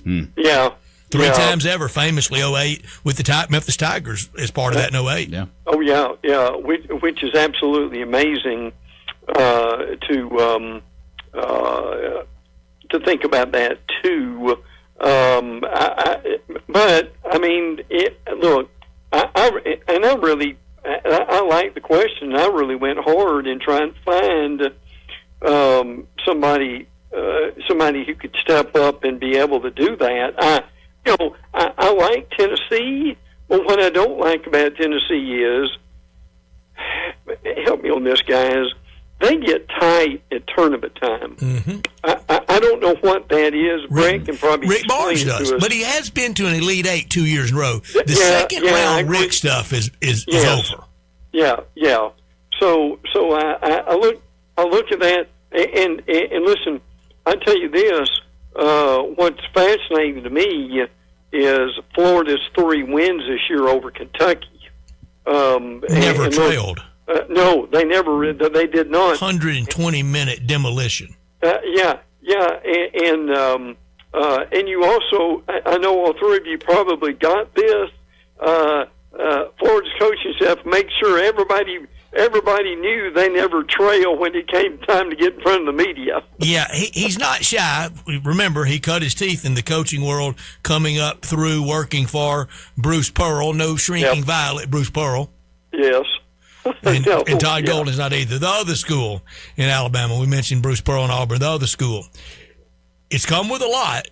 They got to their Final Four, but now this week with Aiden Holloway, I don't see how in the world he ever plays another second at Bama. I don't either. Frank, well, he's certainly not going to do it this year. He's going pro, I think. I mean, that, second leading scorer on the team, I mean, that's disappointing, and hopefully he can get his life together before it spirals down. He transferred to Bama from Auburn, right? Yeah, he did. Yeah. He sure did. And, did he have, were these issues going on at Auburn? I mean, that's being raised today, too. I mean, look, the reality is, I mean, I could see Bama even going to Sweet 16, but I don't think they go any further. That's as far as I had them with him. Yeah. So that's one of those things to where, and look, I appreciate what Nate has done. I think he's done a great job, but they've got to do something in the construction of that team, particularly with the bigs, that they're not doing right now, and I think that catches up with them after a while. Instead of just the reliance on 3-pointers on our Sissy's Log Cabin guest line, Brent Beard from First Coast News down in Jacksonville on all things SEC, college sports, college football, and the tournament coming up. For Alabama, Alabama's, they're one of those that they have a better basketball history than most would generalize. C.M. Newton, what he did, what Wimp Sanderson did, David Hobbs, Mark Godfrey, Anthony Grant, others. But that finally got to that Final Four But it just will never even be in the same galaxy as football. But doing this for Greg Byrne, you go to the college football playoffs, you win a game. They're going to win a game in the NCAA tournament. Yeah, most people would take that for a sports year. Listen, Brent, how many teams in America would take that? And should. Yeah, absolutely, and absolutely run with it. And look, if they ever get and look, they've shot better this year from basically from three, and that's made a big difference. But you can't win a national championship if you don't have better inside guys, and that's got to be a goal for them sooner than later. Do you ever catch Coach Wimp Sanderson on Fridays with Landrum Roberts and Pat Smith on Jocks? If I can, it's really good. If I can, that's much that's much listened, isn't it? It was beautiful at Bama. And he was there I think even as a student when Coach Bryant was building the football program. Then as an assistant, and he would grouse all the time to people. Man, all they think about is football here. Well, Wimp, you knew that when you signed up for it. I mean, you're at Alabama. Oh yeah. Well, what's funny when you listen to Wimp's show. They talk a lot of football. They talk a lot of. He loves it. He does. He does. And I'll tell you another thing about Alabama. I'll say this real quick: is I get Brian Hodgson, who's at USF, and rumored to be looked at from some Big Ten schools like Syracuse and Antoine Padway, ACC school, Syracuse. Those guys have done good jobs. I wonder somewhere down the line if either one of them, and I'm not saying this is going to happen tomorrow because there's not a vacancy, but I really do wonder, I don't know, 5-10 years, and one of those guys end up in Alabama as head coach. Sure could see it. Here's my scenario for the next 2 weeks. Because of age, because of having been to the mountaintop, and some health issues, if Bill Self and this modern world that we're living in of NIL and chasing the money and paying the money and all that, if he stepped away, would Nate Oates be in the mix at Kansas? Then if he were to leave Bama for Kansas, that's easy to hire Hodgson, isn't it? Oh, it would be. Yeah, I agree with that. Now my thought, what I'm wondering is, at this point, would Oates go another couple of years, and then his style is patterned after the NBA, and that's really where he eventually wants to be. Would he coach at Bama another? And again, this speculation, another 2 or 3 years, or maybe even say 5. And then just go to the NBA at that point. And we did it yesterday. Congratulations to Georgia to be in the college football playoff and for Mike White to have this basketball team. What a sports year. Brandon, enjoy the game. What's your all-time favorite NCAA tournament moment? Game, moment, sequence, what? Oh, man. That's a great... that's Jimmy great. V looking for somebody to hug. I'll never forget that. Duke winning... on the last second, later against Kentucky. Regional final. Probably one of those two. Yeah, and in that same game, Christian Laettner stomped on Aminu Timberlake. Yeah, he did, didn't he? And then he stomped on him with the winning shot. Brandon, enjoy the games, and we'll visit again next week. Good. Look forward to it, guys, as always. Thank Take care. Our friend Brent Beard with us. There's a map. I get this from Bet Online. Boy, this gets complicated, the jargon. I'm going to try to read it. It is based on geotagged X data in the last 36 hours since the men's bracket was announced, tracking tweets, hashtags, direct keyword phrases about who fans are rooting for in the men's NCAA tournament. For example, I'm rooting for Arizona. I'm rooting for Gonzaga or the Zags, or hashtag Go Duke. Over 6.5 million tweets tracked. Wow. Boy. That's a tough job, I think that might be the most modern statement you've ever made in your life. Yeah, it really is. I lost everybody at geotag, didn't I? You might have lost me there. State by state breakdown. Yukon. Here are the 6 states. Here are the states for Yukon. Shockingly, the Nutmeg State, Connecticut, Maine, Massachusetts, New Hampshire, Rhode Island, Vermont. Gonzaga, 5. Alaska, Alaska, Idaho, Montana, Oregon, Washington. Arizona carries Arizona, Colorado, Nevada, New Mexico. St. John's, Delaware, New Jersey, New York, Pennsylvania. Arkansas, 3 states, Arkansas, Mississippi, and Oklahoma. Duke, 3 states, Maryland, North Carolina, and West Virginia. Michigan, 3 states, Michigan, Minnesota, North Dakota.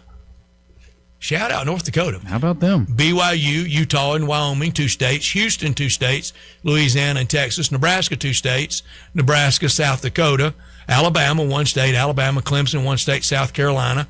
Florida, 1 state, Florida. Georgia, 1 with Georgia. Hawaii carries Hawaii. There you go. And the Electoral College votes from Hawaii. Now way to go. Count every single one of them. Illinois carries Illinois. Indiana. All these down to 1. Tennessee. Who do you think? Tennessee? Tennessee, not Vanderbilt, not Tennessee State. How about that? UCLA, they get California, Virginia, and so forth. Boy, I'd hate to have to be the tracker guy on that. Yeah, I would too. You're tracking Alaskan quotes. See, I can't do any of that on my phone. I don't think I've ever tried. I don't have those abilities. I don't think I've ever tried to do that. I don't think I track Alaskan I'm glad quotes. Hawaii carried Hawaii, though. Yeah, you know, home brewing, home cooking. They got to do it. And I don't doubt because of the DeSoto County influence, primary to our listening area, there are a lot of Razorback alums in DeSoto County and a lot going to school there. And I don't know. I wish somebody would hit me up at the text line at 901-360-8255 and let me know this. Do they give them the pass on out-of-state tuition in DeSoto County? Because they do in Shelby County. That's a good question. Yeah. You're not paying. Used to, you paid the full freight. Yeah. But not any longer. And I don't know if they have that dispensation for DeSoto County. So Arkansas gets Arkansas, Mississippi, and Oklahoma. Yeah. No other Oklahoma teams in the tournament. Oklahoma State's not, OU's not, Tulsa's not. So that makes sense. In that northeastern part of Oklahoma. Yeah. And even into Tulsa. Way back when, the great NBA reporter Mark Spears. Yes. You see him a lot on. Way back, one of his first jobs, he was working for the Tulsa World and was the beat writer on Arkansas basketball. All right. And would follow them all over the country. It's when everybody had budgets and we had newspapers. Yeah. we had something crazy like the newspaper. Listen up, Mid-South, Landers Ford in Collierville.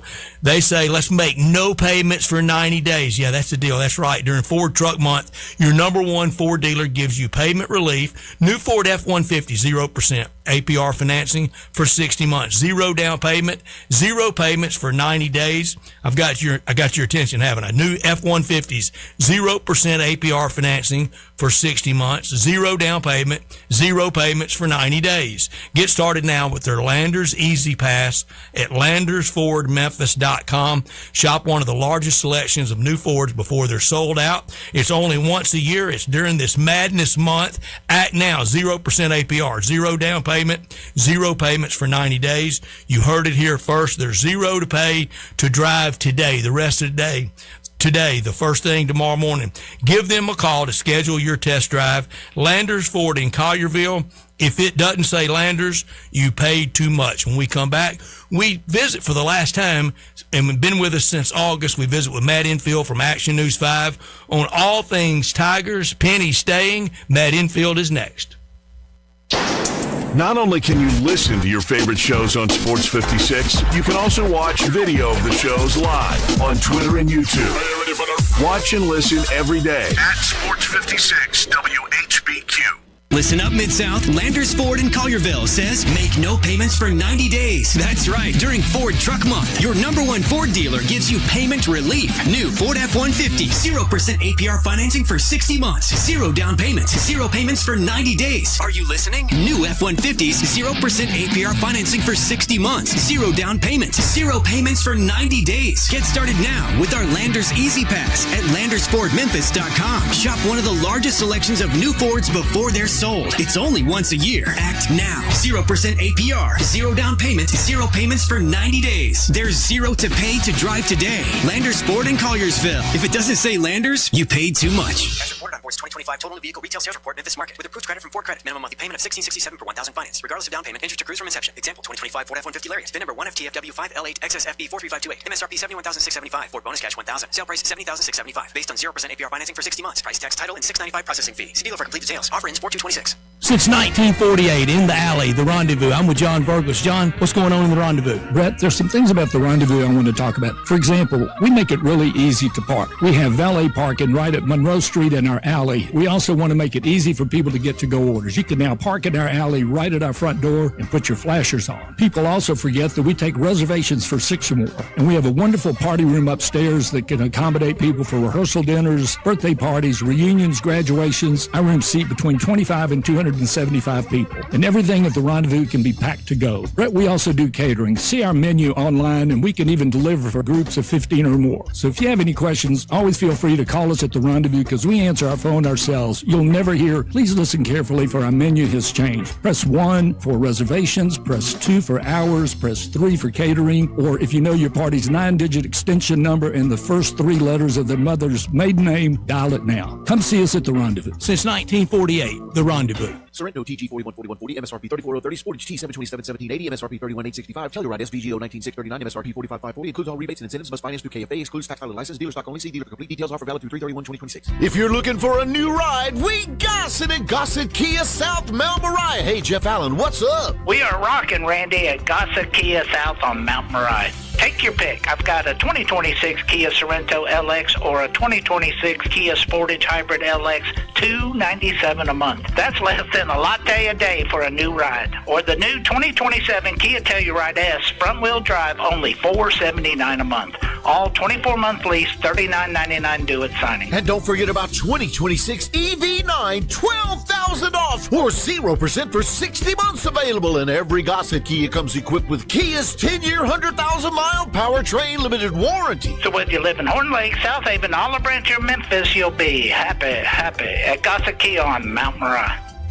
If you need glass replaced, there's only one name you need to know. Binswanger Glass, the largest full-service glass company in the U.S. They've been an industry leader for over 145 years. For all your residential, commercial, or auto glass needs, Binswanger Glass is the name you need to know. 24-hour emergency service for all commercial customers, plus a nationwide warranty on all professionally installed glass. Visit Binswanger Glass in Midtown at 340 South Hollywood across from the Liberty Bowl. Visit binswingerglass.com. Binswanger Glass.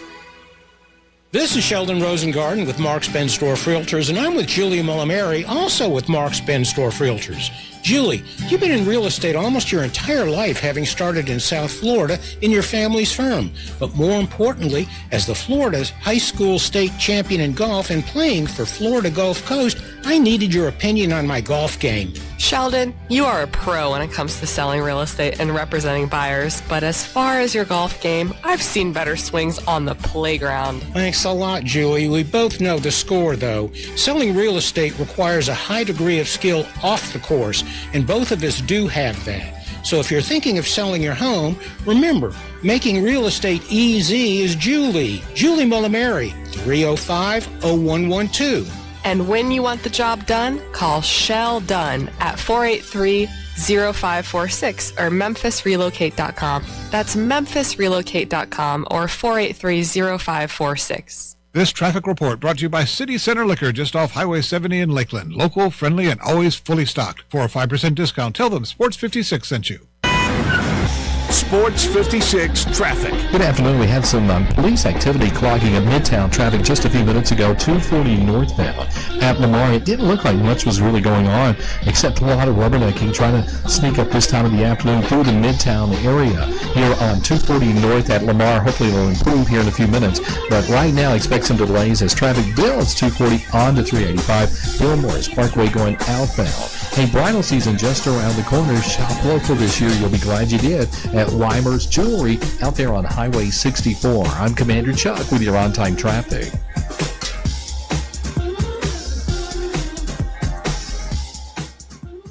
Now back to Sports Time on Sports 56 and 98.5 FM. This hour brought to you by Landers Ford in Collierville. Here once again are Brett Norsworthy and Bryant Dacus.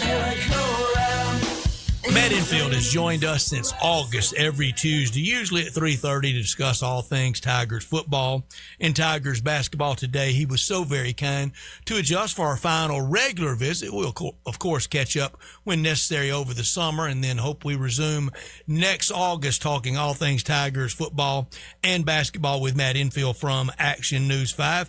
Matt, good afternoon. In the long-awaited, much anticipated, and we thought it was going to be the case, Dr. Scott announced Penny Hardaway is staying, so year 9 will begin for Penny Hardaway. Yeah, not a surprise. I think that it becomes news nationally when I guess it becomes official, but I think that most people that kind of have their ear to the ground in this situation and are around the program aren't surprised at all. Now, I think obviously it's a year 9 that comes with a very hot seat and, like we talked about, a need to turn this thing around to make it look like 2024-25 instead of 25-26, because now you're looking at 2 of the last 3 years, no NCAA tournament bids, and losing in your first game of the American Conference tournament, which obviously is not good enough. The circumstances were very different, and you had one awesome year in between there. But it was interesting to hear some of Dr. Scott's comments earlier today, and he and Penny Hardaway will talk with the media at large tomorrow, so I'm sure we'll hear more and learn more about the plan moving forward to make sure that a repeat of this year never happens. But the work obviously begins now to make sure that Memphis reclaims its place among the premier non-power conference programs in the country, and especially in the American Conference. That will be a lively give and take. I don't think it, and I don't think it should be, combative, contentious, but I do think some questions should be asked, like this one. You mentioned hot seat.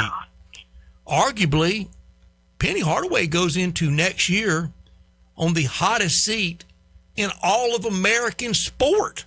Hotter than Kalen DeBoer at Alabama. Hotter than Aaron with the famous middle name Boone with the Yankees. Hotter than anybody out there. Definitely one of the hottest. I would have to think hard about that if it was the single hottest, but definitely, without question, I think one of the hottest in college basketball. There's no question about it. And I'm sure that when all the hot seat articles come out to start next year, his name will be towards, if not at, the very top of the list. And listen, we've said a couple things before. Obviously, if this was any other coach except for Penny Hardaway, they would not have made it to year 9. They might not have made it to year 7. But he is Penny Hardaway, and that's always going to be part of this calculus of whether you're keeping him or not moving forward, because he is the most famous alum, I would say, of the university. He is the most famous, without question, I think, sports figure in the history of the city, and he is someone that is absolutely beloved by both Tiger fans and the community at large. So it's always going to be a delicate balance, and you want things to, whenever they do come to an end, you want it to end well and on good terms. And a lot of times in sports, that's really difficult. But it really is. I do, I've said it all season, really, that barring anything really catastrophic, and obviously the results this year in a way were catastrophic, but I'm talking more NCAA violations or something outside of the realm of a really bad season between the white lines. I think that based off the way last year went and kind of some of the circumstances and try to keep that team together, I think that he deserved a little bit of grace to try and get this thing right next year. But obviously it creates a lot of pressure for next year. I guess the only good thing with what happened in Birmingham last week is that they could get a head start on it really quickly. Yeah, Matt, one of the things that Ed Scott said this morning is that he fully expects the men's basketball team to be the most and the best funded in the American again. How important is this going into next season? Yeah, I don't think that's a surprise to me. I think the bigger question is how, and this is one that I'll probably try to ask tomorrow, is how well are they funded compared to, obviously they're not going to match the money of some of the premier power programs in power conferences across the country, but do they have the money to go get, it's crazy how fast things change, but do you have the money to go get a PJ Haggerty caliber player in the portal moving forward. And they might, but you then have the money to get the high-end star power and also fill out a deep roster with role players so that, ideally, I don't know if obviously it's not a national championship or bust or anything close to that next season for this team, but I think we talked about it. I think that they need to win at least one of the American Conference Championships and ideally be back in the NCAA tournament. And, look, last year, I think, we talked about that team. If Tyrese Hunter and Dante Harris don't get hurt, there's a good enough argument that they at least win that first game against Colorado State and then they would play Maryland. I mean, who knows what happens at that point? I think that you need to be putting yourself into discussion for getting to at least the second weekend of the tournament. So do they have the money for that? Because it's not just NIL anymore. It's also rev share. And rev share is an area where I imagine Memphis is going to be more competitive than a lot of non-power conference schools. But can they really compete with schools in the SEC, the Big Ten, the Big 12, the ACC, even the Big East to a degree, and get players that way? Because that is what I have wrestled with, is how much does Petty's name and brand matter in a world where you have NIL and rev share dictating where players go? I think it does matter still, but maybe not as much as it did when I got here in 2022. Matt, another thing I think that can be fairly asked of Ed Scott and of Coach Dr. Scott and of Coach Hardaway tomorrow, I don't think it's out of bounds. I don't think it's got to be done again with any contentiousness, any aggression. But this, how much does it matter rear ends in the stands? Even if you do win one of the two American, either regular or tournament, you take them both. You win a game in the tournament, and you still have scan count 3,800 people at FedEx Forum. Yeah, it's an interesting thought because, I think that there is without question a degree when you have these new rosters every year, it is without question tougher for fans to feel as connected as they did to these teams 10, 15, 20 years ago when you had a lot of guys that were staying for 3 or 4 years and they were not just here for a one-year business deal, essentially, and then bouncing to the next destination or going to the draft. So I think that's part of it. But also, largely, I mean, the team the year before was that, and FedEx Forum had pretty good attendance throughout the season because the team was good. So I think if they win, that probably cures all of that. I do think that is an interesting thing to get their thoughts on, though, because that's something I've wrestled with all year. Of the 4 Tiger teams I've covered, this was without question the one that Tiger fans just felt the most disconnected to. It's just a level of apathy that was almost kind of sad. Like, they didn't really care anymore. And in fairness, some of those weather nights, I mean, you needed the Iditarod team of dogs to get to FedEx Forum. I mean, it was some rugged nights to get to the arena. So I do want to be fair about that. Yeah, man. Yeah, but I'll say there were also nights where it was very easy to get to the arena, and the attendance was very lackluster. So, but I think it's just because the fans didn't feel connected to the team because there are a bunch of new guys, and there are a bunch of new guys that weren't winning. So, if you get new guys and they're winning, I think that cures all. I don't know that there's really a fix. Yeah, even winning, I'm not riding the Iditarod dogs to the arena.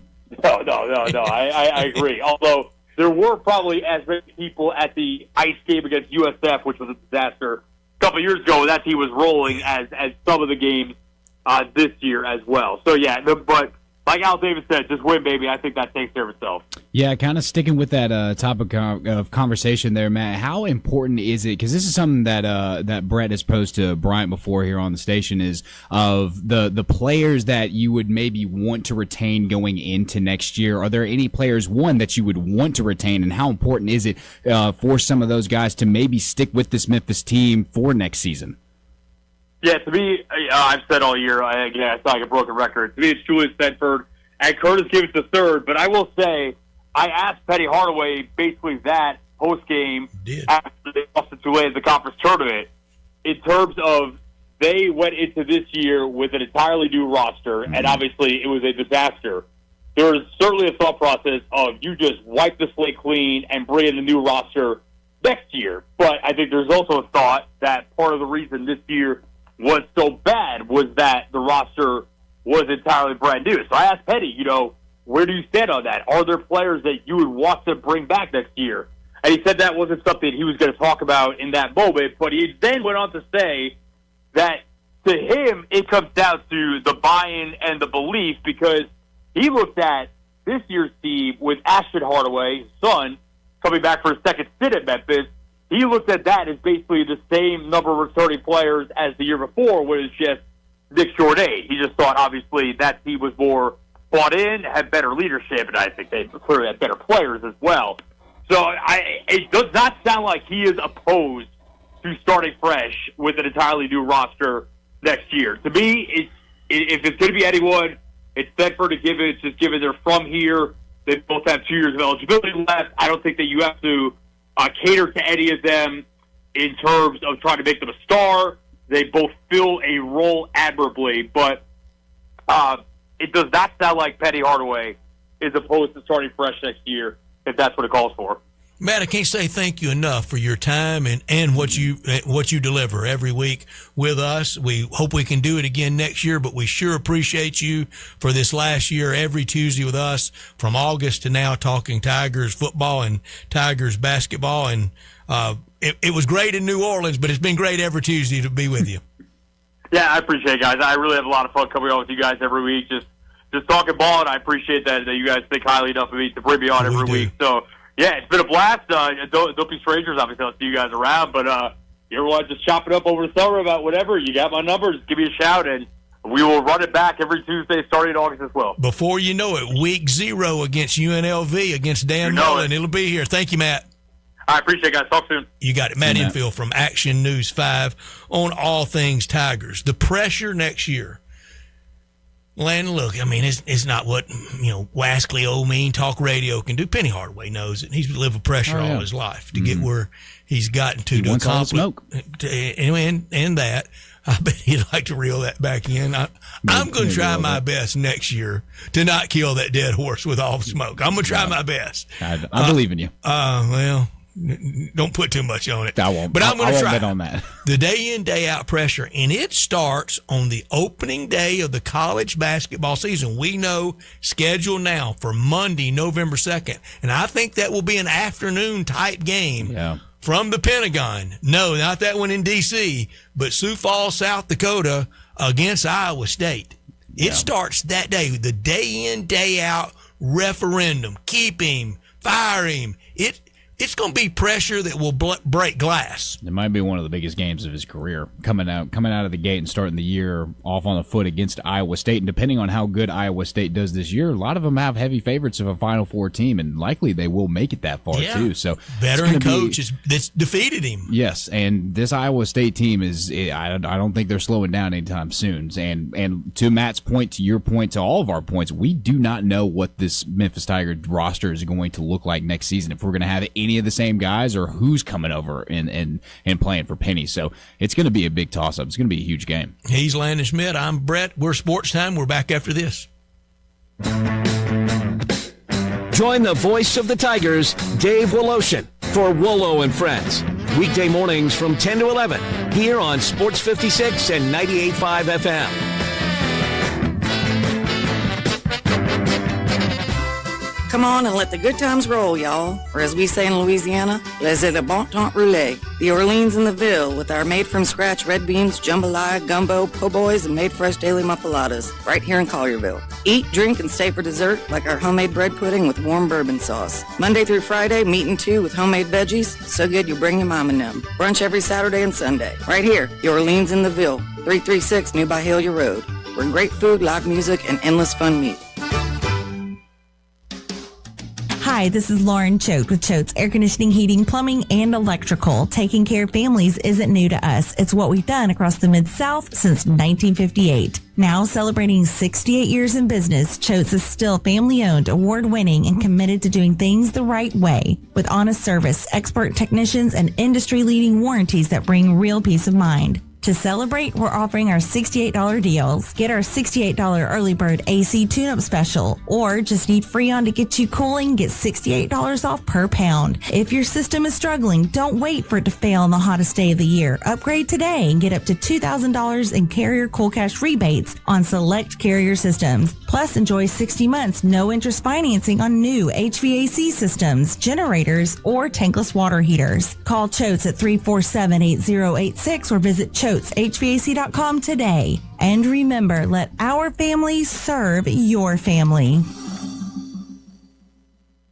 I got him on the line out there in Gossett Volkswagen Germantown. Hey, Marty McNate, what's going on? I've got some big news. Volkswagen Driver Days is going on at Gossett Volkswagen Germantown. And Marty McNate, I hear you've got some incredible deals happening right now. You heard right, Randy. I got 2026 Jetta S, $277 a month. $277 a month for Jetta. Hey, what else you got? How about 2026 Taos S, $327 a month. $327 a month for Taos S, and I hear you got a Tiguan deal out of this world. 2026 Tiguan S, $355 a month. Well, it sounds like you got something for everyone. Come see me, Marty McNate, at Gossett Volkswagen Germantown, 7420 Winchester Road, or shop online at GossettVWG.com. And remember, your future is what you make it. All 36-month lease, Jetta TM 005137, MSRP 25820, Tiguan TM 014510, MSRP 32585, Atlas TC 515,398, MSRP 41841, includes all rebates and incentives, must be financed through Volkswagen Credit TF 895, excludes tax and license for the blue credit. See dealer for complete details, offer valid through end of the month, dealer stock only.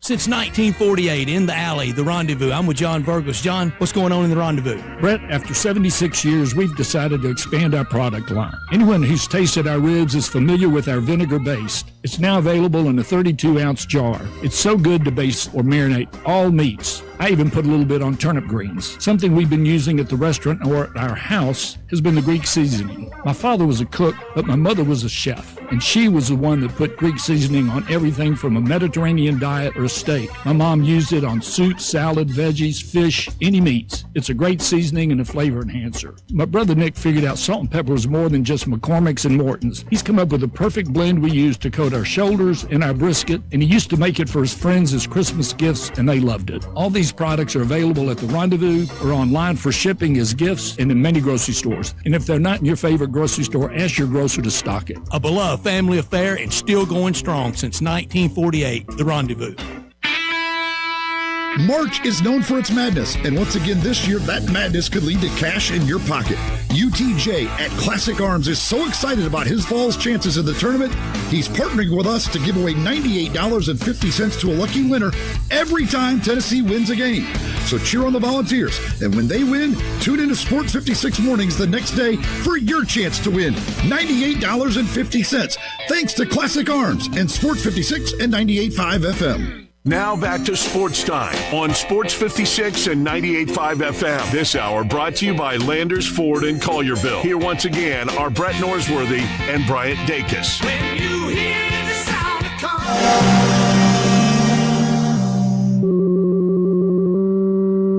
Big Daddy. Hello, Big Brand. It's a guy, he wants to be big, then he gets big, he doesn't want to be big anymore, then he gets small, but the suit's too big. Big Daddy. The big boy. What up, big guy? I think she's trying to pull a fast one on Big Daddy. The big number of the day. Landon, my big number is the number 10. 10 past champions in this field of 68 from the 21st century. Yeah, my 21st century thing. Mm-hmm. Time's marching on. Michigan State, Duke, UConn, North Carolina, Florida, KU, UK, U of L, Villanova, and UVA. That's the 10 in this field. It sure could be another repeat of Florida, couldn't it? It certainly could. But we also could get, say, past winners, but not from the 21st century, like Arizona. Yeah. And they won it in 97. Michigan, their one and only championship in 1989. Ohio State in the Wayback Machine, 1960. UCLA in the kind of Wayback Machine, 1995. NC State, 1983, when Jimmy V was looking for somebody to love on. But in the way back machine that Bryant doesn't count. Yeah, I was about to say, it doesn't sound like it's going to count in history. Peach Basket days, Wisconsin. 1941. It's 9 years too early. At least. Yeah, at least on I don't know that I that count timeline. 41. When do we start counting years? Does everything start with your birth or about 10 before that? I mean, for me, it's just history through and through. I know I've had a lot of big numbers where my history goes back to like the 1925s and stuff. So, but Wisconsin's peach basket, isn't it? That's way back. I think so. It was way too short of shorts too. Yeah. Well, and then we went through the era where everything was reversed and it was too long of shorts. Way too baggy. Now I think we're in the right space. Another Nolan Richardson reference. He couldn't stand the baggy look and begged his guys, let's don't do it, and maybe we'll set the trend of back to how we are now. Very fitted, very tailored, very tight look now, because he said, I don't want us having the baggy because it's more to grab. Yeah, it is. We want to be in tight look, and everybody else, if they stayed in baggy, we got more to grab. Yeah. Because it was very handsy. Yeah. With those Arkansas 40 minutes of it. Yeah. Well, that's why everything in modern day is good tight fit. Well, my big number also comes from college basketball. A lot of NCAA tournament news here. From last year, only 5 double-digit seeds won in the first round of the men's tournament, and 2 of those were 10 seeds, which don't exactly qualify as these quote-unquote giant killers or big upset wins. The Elite 8 was tied for the chalkiest of all time, all top 3 seeds or better, and the Final 4 was just the second ever to feature 4 number 1 seeds. Potential that we could see that again this year. Michigan picked by a lot to go deep. I'm going to have them going deep. We'll do it tomorrow. All the picks, but the Big Ten, no Big Ten championship since 2000, and that was Michigan State and Izzo. Yeah.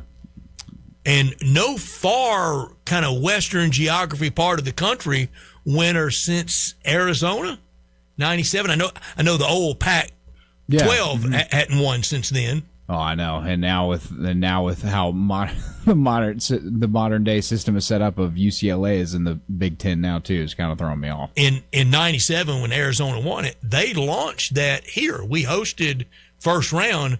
They were lucky to get out of Memphis that weekend. Really weren't playing that well. Nobody really thought they were win-it-all team. Who was it that gave them the tough game here? Maybe South Alabama or College of Charleston or both. And then I stayed. I was in Birmingham the next weekend where they went stringing for some outfits and was there. And that's where they upset Kansas and knocked a very highly regarded Kansas team out of the tournament. Yeah. What year did you say that was that Arizona barely survived? 97 here in Memphis. Oh, 97 here in Memphis. Well, I was -3 then. So. -3, huh? Hold it on 3. Yeah.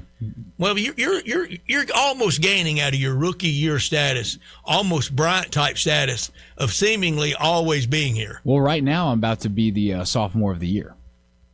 I didn't know we had that award. We do now. Usually it's a sophomore jinx out there in sport. Usually it's a sophomore don't want slump. that, do we? No, we don't want a sophomore slump. But I mean, if I'm closing out, Tiger Bankroll with a win, then I think I'm off on the right foot. Well, that's yesterday. We don't talk about past exploits like that. We let the banner speak for itself. Okay, yeah. Well, I've got my banner in here. So but I know this with our bracket contest. I know one thing I've got wrapped up. The senior division. You do. Nobody's competing for that either. There's no way for you to compete on it. Well, there is a way, but it takes a long time. It'll take me a while before I'm there. We will do brackets tomorrow. We're going to do left side tomorrow. We'll do that around 3:45. We'll do right side around 4:30. We'll talk Tennessee basketball and their chances and some spring football with Vince Ferrara. Tomorrow, of course, we always have Blake Lovell and Kevin Sweeney. So it's going to be a lot of basketball again tomorrow. It is that time of year. It is the season. And I do love this time of year and the games, and you don't go anywhere. And without your bracket, and now I have my picture of my bracket that almost dropped on my phone. There you go. I've already made a copy of mine, so I've got more than I usually have for my bracket. It will be fun. Our final hour is going to be fun today. It starts every Tuesday talking the NFL, a little bit of a break from March Madness, but he loves the tournament. We'll get his thoughts as well. Beau Marchant will start our final hour. You're listening to Sports Time on Sports 56 and 98.5 FM.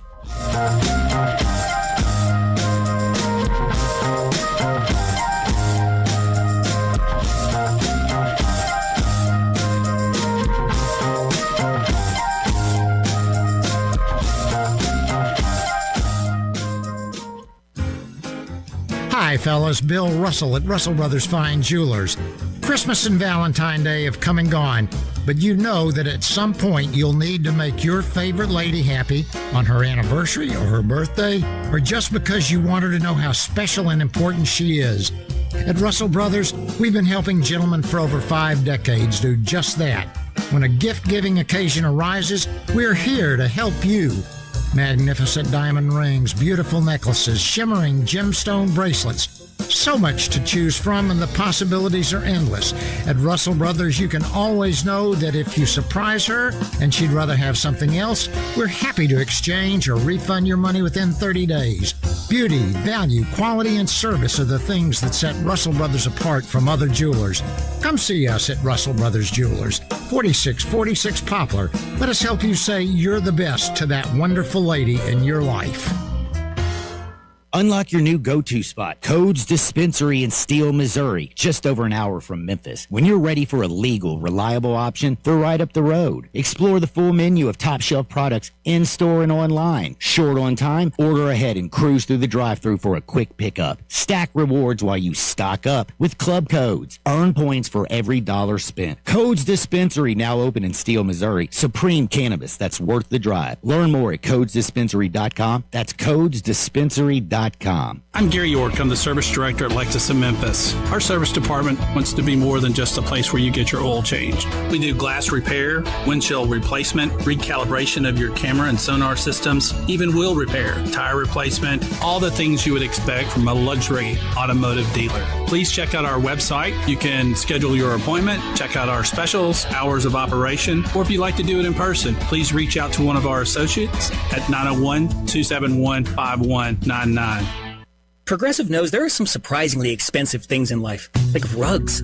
People say a rug would really bring the room together. And sure, you don't know what that means, but it sounds important. Suddenly you're using words like jute and sisal. Then you see the price and lose it, because how can the thing you walk and spill on cost so much? So you devote your life to taking down Big Rug.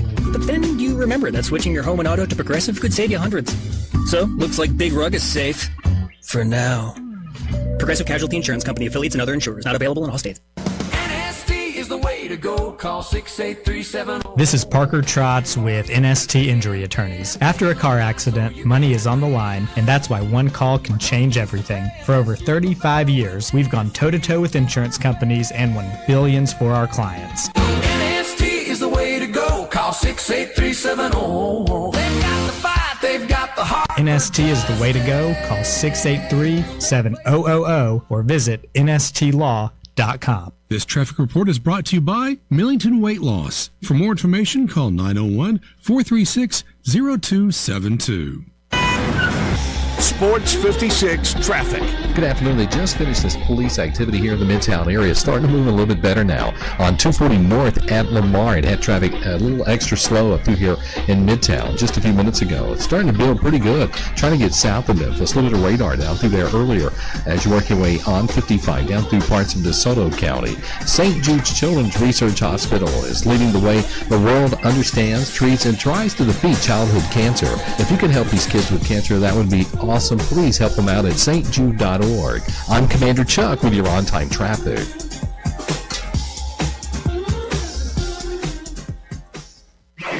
We are Sports 56, WHBQ Memphis, and W253DF Memphis with John Harden. Weekdays from 11 to 1.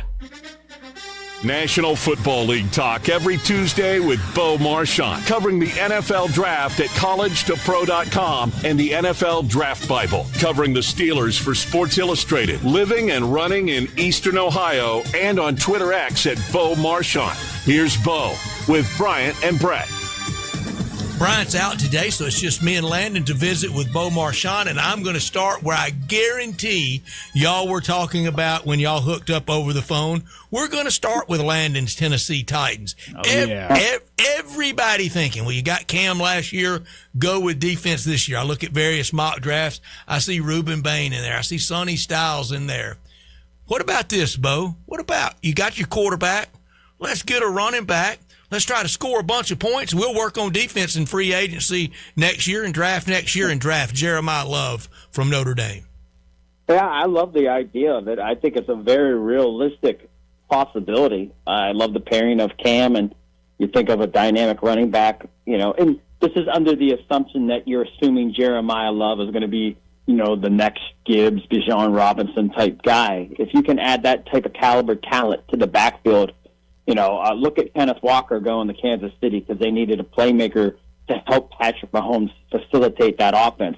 Why not help Cam Ward? We know there's receivers, and you want to go vertical, but nonetheless, one of the best ways to create an offense that can pass is having a run game that can kind of take the, attention away from the pass, and then you can kind of do all your things. So I don't think it's out of the question by any means necessary. I think Love is going to be one of those guys between 3, 4, and 5, 6, where his name's going to come off the board around there. And I'm not going to lie, even the Arizona Cardinals, who knows what direction they go. That's how highly I think of Love at this point, where I think any team, and I think we've seen a little bit of a resurgence in the position. We have. Because, and I think that falls into play with Love maybe exceeding what we might have thought, last year's college season, say, November, October, you're kind of thinking about as we really build towards this and dial in, I think it's totally fair to say he's a top 5 guy. And again, the Jets taking Breece Hall as the franchise tag, that took him off the board, but I even thought, he could have been number 2 to the Jets. I think that highly of Love. I think we're back to a little more, not a lot. It wasn't one giant leap. If it was a trend line, it was almost imperceptible. You really wouldn't have noticed the tick, but the tick is up. And it starts with the NFL. I think it is filtering down to college. And at the college level, Bo, I think you're seeing more people back to that because this frenetic pace, 5 wide, get it and go, it was killing your big guys. It was killing your big guys in your offensive line. And that quick 3 and out, it's killing your D-line going back out there. Yeah, and it's just the transition. I don't think we're ever going to go back to the the ground and pound days. But I definitely formation, think that, big shoulder pads. No, we're not doing it. Right, but I definitely agree with you. There's a little bit of that transcending point where you kind of go back to some of the things that you're accustomed to doing, and I think players. And how many times have we heard this? The NFL is a copycat league, so. If you see success and how teams are doing it, you're like, well, hey, they have a Kenneth Walker. They have a Saquon Barkley. They won the last 2 Super Bowls. Okay, well, how do we get in that? Where's our Barkley? Where's our Kenneth Walker?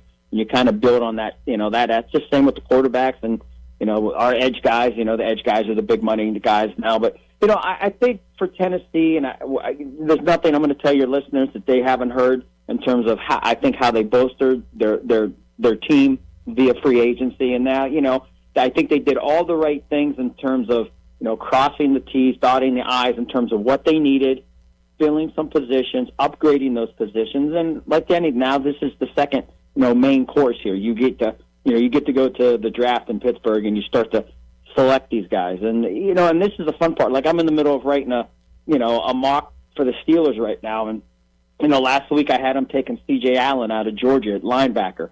And I put my piece today. You can almost, as long as they have a grade in the first round, within reason, you can almost, argue to a point that any player is available for the Steelers at 21. And I don't want to get off the Titans, but who knows? Maybe they drop down. Maybe they love, a certain guard or a tackle or a defensive back, and they want to, drop down and add some more picks. I mean, you just don't know, and that's the fun part about it. I mean, you think when Houston drafted Will Anderson, and then they hit right back up and they take C.J. Stroud with the next pick, going 2 and 3. Nobody saw that. So I think the same can be said with the Titans this year and every other team in this draft. It's the wide spectrum of the unknown is what makes it so fun. Yeah, Bo, I think the big news that came out from today is this Jalen Waddle trade, and I think the big story that surrounds it is just what exactly the price for Jalen Waddle was. You had 3 separate picks, a first round, I believe, a third and a fourth round for Jalen Waddle, who, in my opinion, has been very quiet for this Dolphins team in recent memory in these past 2 years. What did you make of that whole trade? I thought the price was a little steep, and that's the one part of the draft evaluation. I wish we could get a deeper feel for what these general managers and these personnel departments, how they kind of get to these picks. We'll see another receiver, at the same caliber go for a fourth-round pick. I mean, look at what the Steelers gave up for Michael Pittman. They gave up basically nothing and acquired Michael Pittman off the Colts, and Jalen Waddle's a good football player, but I mean, is he that much elite compared to? I wouldn't say he's Michael better than Pittman. I don't. You could say, well, I like Waddle better, but first round compared to swapping sixes and sevens or whatever the Steelers gave up. In terms of that, I don't think so. So I think that part. I mean, I do like the trade for Denver, and you listen. When you're in this offensive atmosphere now, you have to have a George Pickens, you have to have a CeeDee Lamb, you have to have an elite. You got to be out of this world at all these skill positions. You can't get by, just like the Steelers. You can't get by with DK Metcalf and because what scoring 27 gets you. It gets you beat 28-27. It does. So I think for Denver, they got Sutton, they got some other pieces. I like a lot of the young receivers they have there, and then you add in Waddle. I like the move, and you figure, the 30th pick. I still was shocked by that, but they were giving him a late first round, so it's probably like, hey, you know what, we're not going to get a guy better than this here. He's a veteran, and I think Waddle. I think the circumstances. How much did Tyreek Hill playing opposite help Jalen Waddle? That had to be an impact, and vice versa. I think the Miami. I think if you look across the board, maybe absent than Ashane, the running back, I think everybody kind of face planted a little bit offensively in Miami. So a fresh start for Waddle. I'm sure he's glad to get out because, Miami, they could talk about, 7 picks in the first 3 rounds, or maybe 11 picks in the first. I don't know what it is, but, you talk about a complete overhaul of a roster, and you think poor Malik Willis looking for a fresh start, and, they take his number one piece. I like Malik Washington, 6th round pick, but, a couple years ago, but then that's a big stretch thinking, Malik Washington's going to turn into the dynamic guy that that's going to be a savior for Malik Willis. So, they're going to have a lot of work, and I think they picked 11th and 30th. So, you could probably expect maybe a Carnell Tate or a Jordan Thomas or Mekhi Lemon maybe going to Miami in round 1, and then who knows who they piggyback with on the 30th pick. I like playmakers, and you don't draft Jeremiah Love if you're the Titans just for this reason. You want it with the ball in his hands, but also how good he would be in blitz pickup because he is a wall in blitz pickup. So that might save Cam a little bit. Bo, I've told this story a million times. I'm sorry if people are bored with it, but I'm gonna tell it again because I love the story. I love the person that told it. The great Elijah Archibald Manning.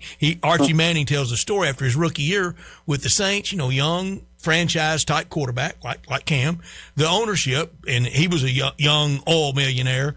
John Meekum brings him into the draft room and says, we want your input. And kind of in Archie style, he said, I need playmakers. I need something on offense. They said, no, we're going to build an offensive line in front of you. So they took a big guard from Georgia that busted out a few years later. And I think instead of taking Franco Harris, they take that guy. Next year, same dynamic. We're going to bring you in and get your consultation. And he tells the story great. He goes, yeah, y'all listened so much last year. I know you really will this year. So he goes in and he goes, I want playmakers. No. You're going to make the plays on offense. We're going to build a defense around you. So they take like a defensive end from Oklahoma. The Steelers take Lynn Swann. He said, I could have had Franco and Lynn Swann. I wouldn't even needed a defense. How does that change the ending for Terry Manning? Bradshaw versus Archie Manning? Yeah, very good point. I didn't know that. I never heard that story, so I'm glad you shared it with me. If the others have heard it before, I apologize. But I've told it a million times. I love it. He tells it much better than I told it. And it's in hindsight, but again, if you hit in the draft on any position, you can stack up on things. And the Steelers hit every year in the 70s. Yeah, and then you talk about just the outlandish. You think about North Texas and Joe Green. These schools out of nowhere where they were getting these guys. Donnie Shell. That it is part of the tradition. Jim Wexell wrote a great. Just give him a plug. Good friend and longtime beat writer. He wrote a book about the Steelers draft all the way back and till the time they started. And if you don't even have to be a Steelers fan, but if you love the idea of the NFL draft, I suggest you purchase it because just the insight and the detail and some of the stories, you're just amazed. Like Lenny Dawson was in Pittsburgh, Johnny Unitas was in Pittsburgh, and you think how were these guys there before they finally got to Terry Bradshaw? But lo and behold, those are some of the circumstances back in the day, and it was just a different dynamic. The way things worked, and it's more of a outlaw type atmosphere, but nonetheless, it's not what we see today in terms of everything, being so official. I think back then, everything was kind of a wink of an eye and maybe a handshake, kind of maybe how Jerry Jones does it now, and we see how that works out with Michael Parsons. Took the Steelers winning the coin toss to have that draft pick, or Terry Bradshaw goes to the Bears. Ooh. Wow. There. And reading Bradshaw's book with Chuck Noll, I mean, how does that turn out? He had his struggles early on before he finally, got it together. They had Terry Hanratty. Then they had from Tennessee State, Joe Gilliam. Yep.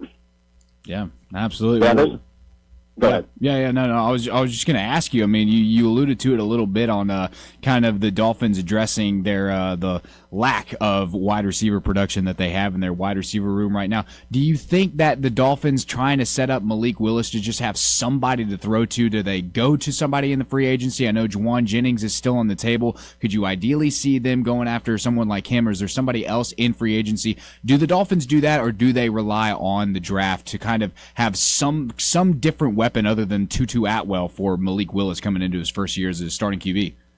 That's a great question. I think you could see both, Landon. I could see them going after Juwan Jennings because you just got to add personnel, you got to add weapons, and I think even if you sign a Juwan Jennings, and I don't, for them, that's by no means a finished product. You say, okay, now we're done here. I could see them signing guys, and then still going early in the draft, at 11 and taking one of those receivers, which should kind of put them right in that wheelhouse of where those guys might start falling.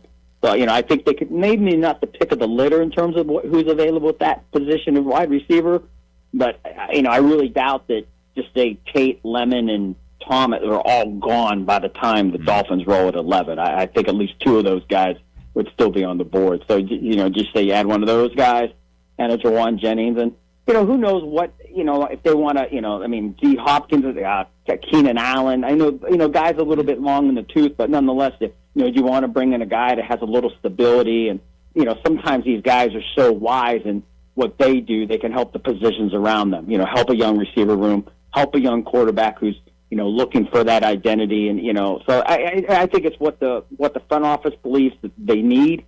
And that's an obvious, but I really think, what do we need? How do we go about, going about what we need? And they might not think they need a veteran leader in terms of a D-Hop or an Allen, so they avoid that. So, I just think it's what you're looking for.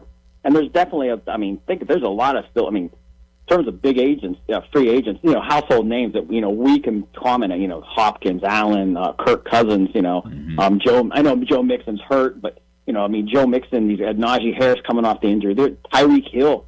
There's some significant names that are still out there that once I think they get the medical clear, at least for the hurt guys, they're gonna find themselves into a camp somehow. Bo Marchant talking all things NFL with us on our Sissy's Log Cabin guest line. Fernando Mendoza is going to be the first name called. He's going number one. New coach in Clint Kubiak.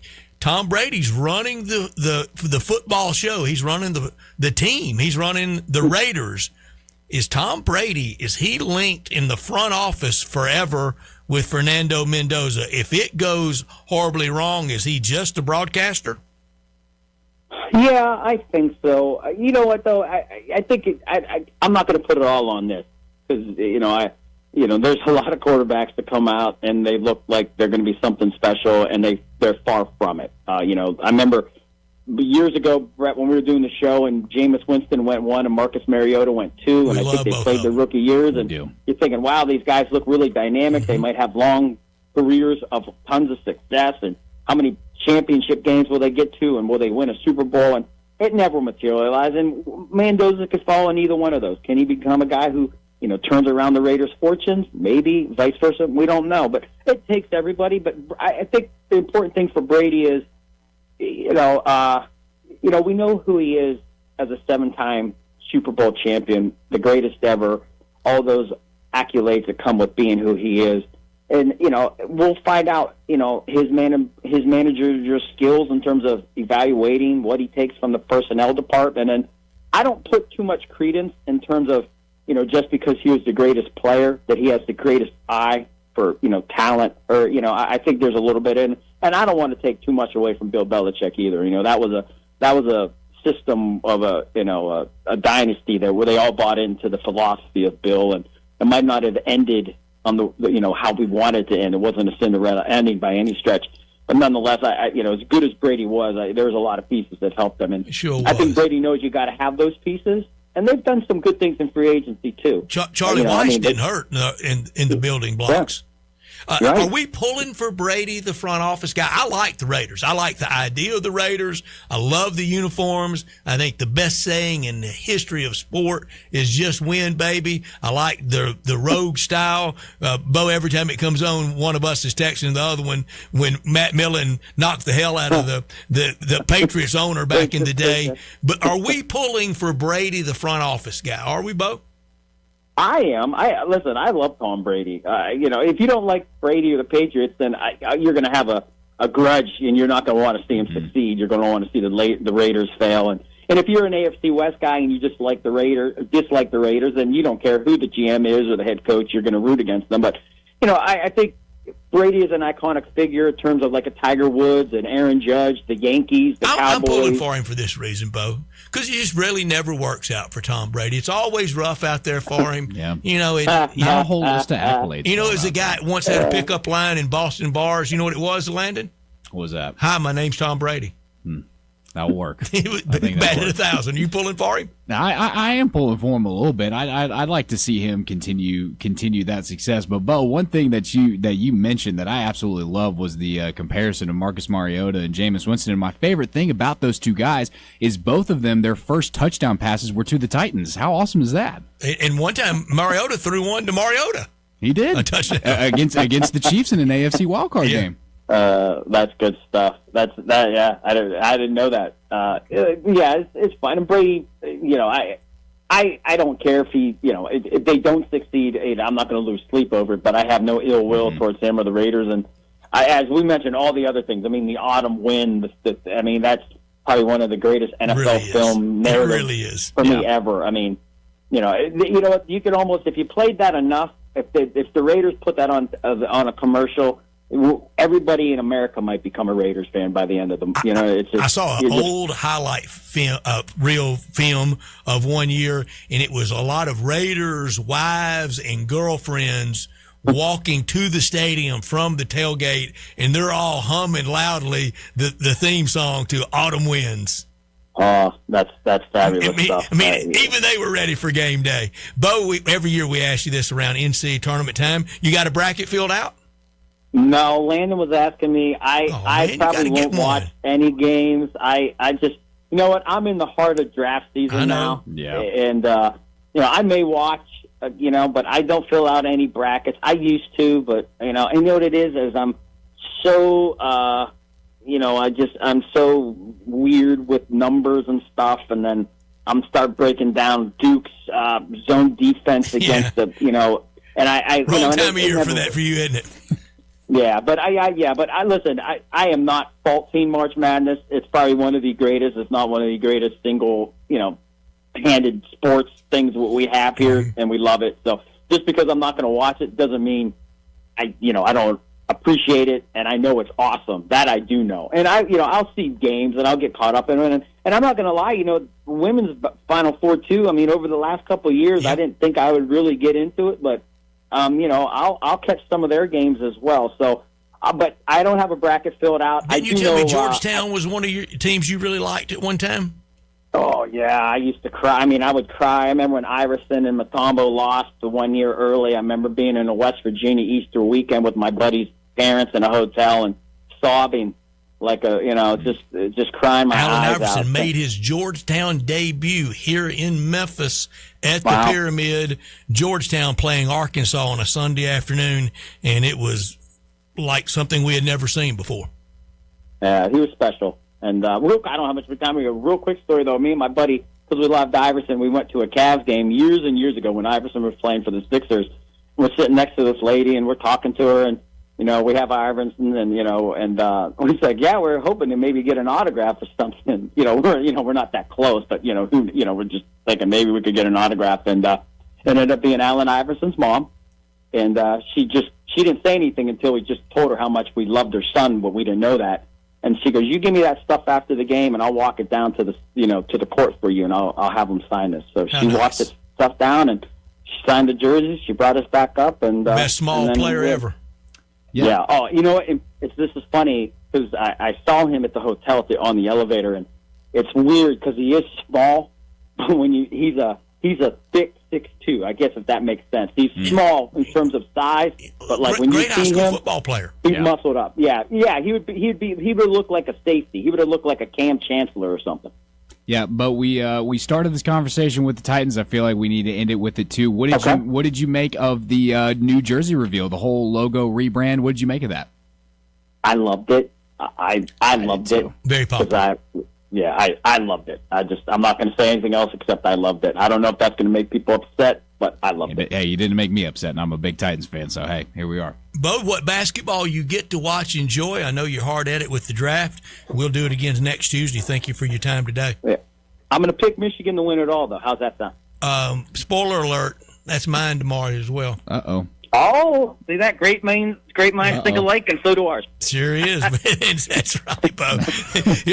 Almost like, never forget this, behind every successful man stands a shocked mother-in-law. I can vouch for that. Yeah. You got it, man. Take care. Stay safe, gentlemen. See you, Bo. Bo Marchott talking NFL with us. I like the idea of getting it right on offense for the Titans. I do, too. It'll sell tickets.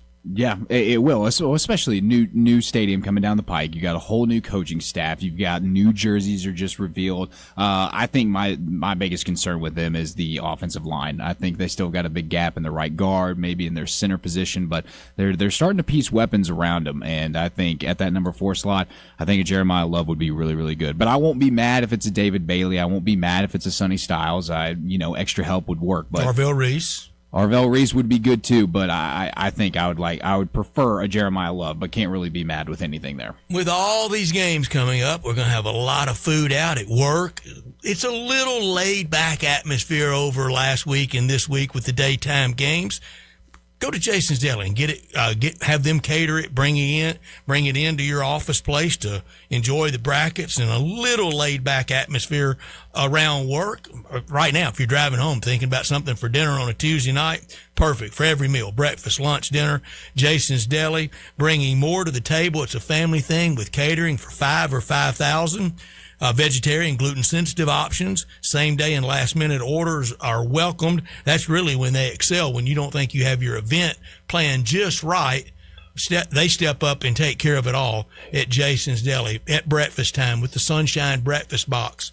Hot meals like the Pasta Feast at dinner time, lunch or dinner, the Plain Jane Potato Bar, the most incorrectly named thing on the menu at Jason's Deli. You like the Plain Jane, don't you?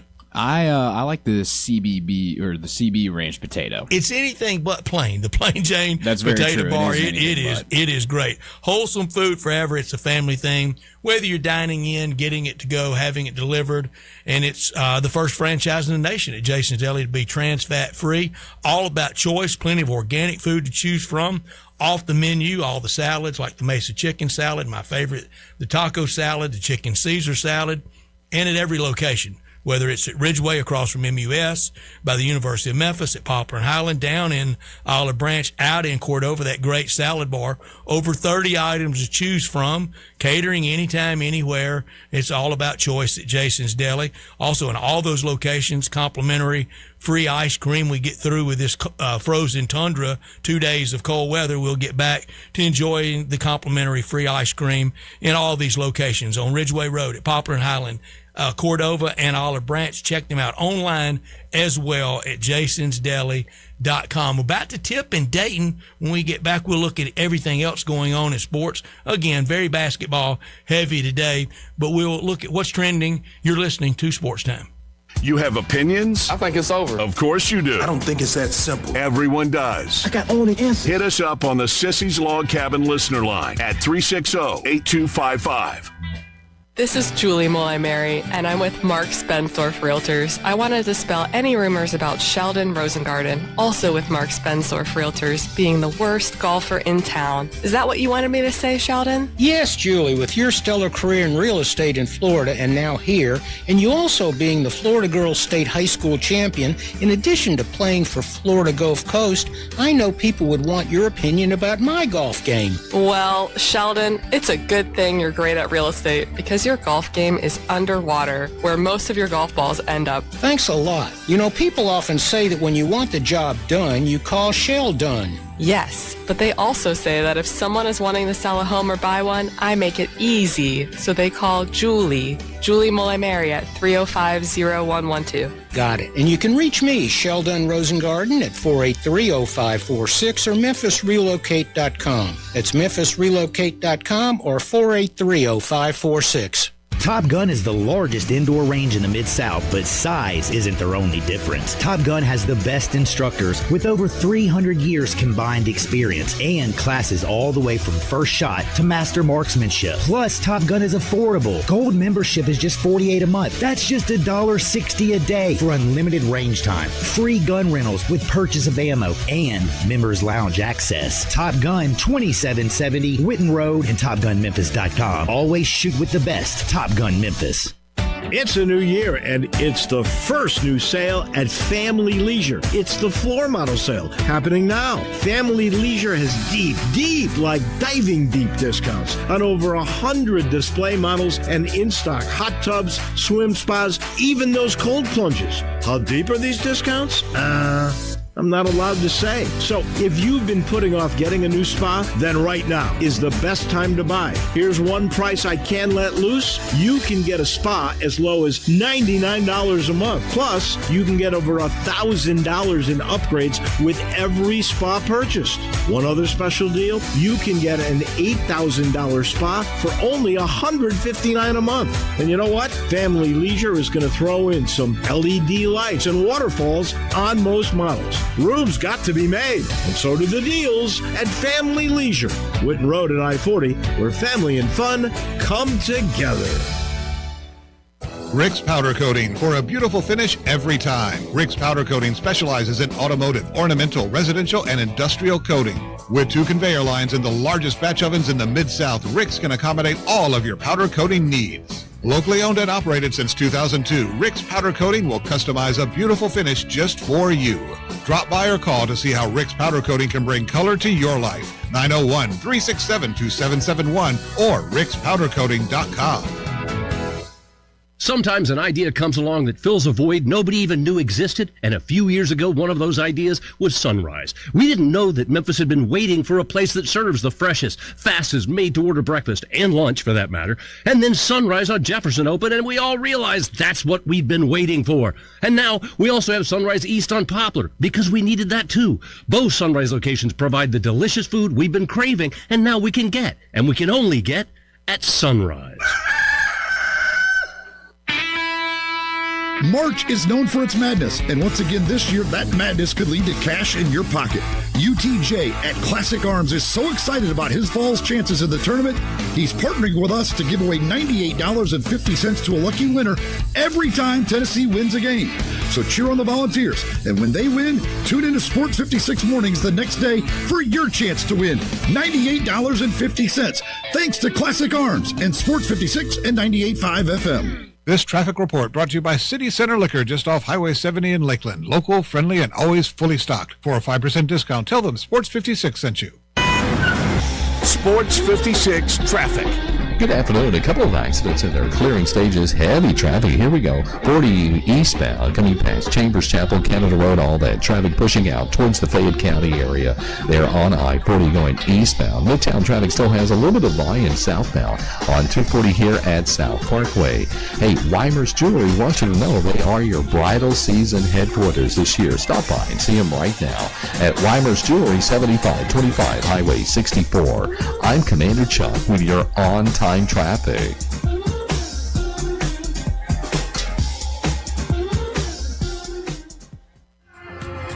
Now, back to sports time on Sports 56 and 98.5 FM. This hour brought to you by Jaguar Land Rover Bluff City. Here once again are Brett Norsworthy and Bryant Dacus.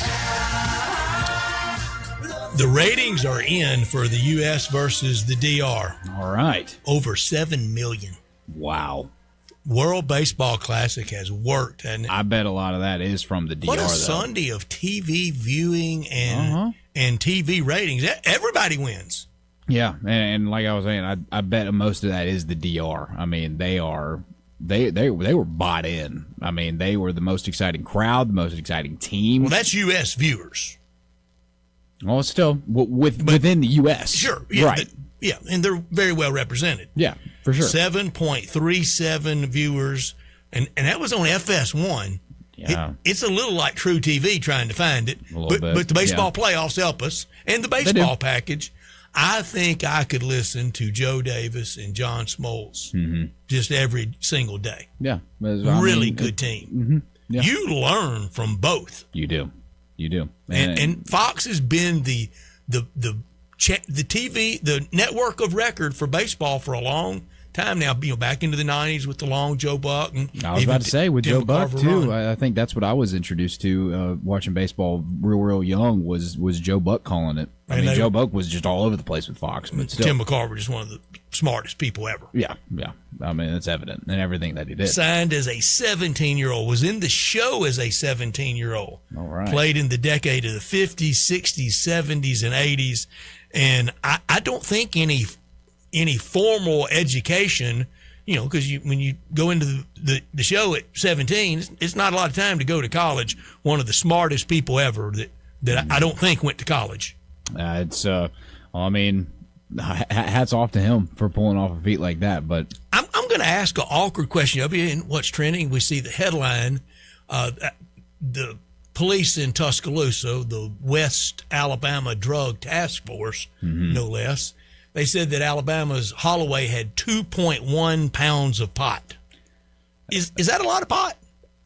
Yes. Okay. Yes, that is. I don't want to sound. That's a hefty amount. I don't know the scales. And I'm not saying that as though I'm an expert on the matter either. I don't want that coming across. Well, I texted expert. I've got no answer back from you. Who do you think I texted? The expert. It's not Brian. No, it's not Brian. I would say the expert. No, I think it's Greg Gass. That's who I texted. I mean, he'll give you all the details down to the very last. I think an amount that big could actually be charged as a drug trafficking offense. Yeah, and that's the slippery slope we are on now with the mass legalization. But unless you not having the tax stamp was the kind of the opening foray into the amount. But if you don't have that tax stamp, you don't have that much for your own personal. You didn't go to the hemp store and buy that. Yeah, and I think with that story too, I think his claim, or at least his lawyer's claim on his behalf, was that he just smokes it. That he's not doing anything else with it. But still, that's that's up there with one time a player said that a failed drug test was from secondary smoke. I mean, that really would take all the smoke, wouldn't it? I guess that really or a lot of the smoke. I was about to say that's a literal meaning. There is wanting all the smoke. I guess 2.1 pounds. So that is a lot. That is that's a hefty amount. If it could be classified and charged to that degree, I would say that's a hefty amount. United States versus Venezuela coming up at 6:00. First pitch about 7, but TV network coverage starts at 6 in Dayton. we have UMBC against Howard. UMBC shocked the world 24-8 against 23-10 Bison. In the game after that, Texas and NC State from the Power Leagues, from the SEC and the ACC. And then tomorrow night back to Dayton, and then Thursday, all day around the clock and late night viewing and fun viewing. We will do our brackets tomorrow. Do you have yours ready to go?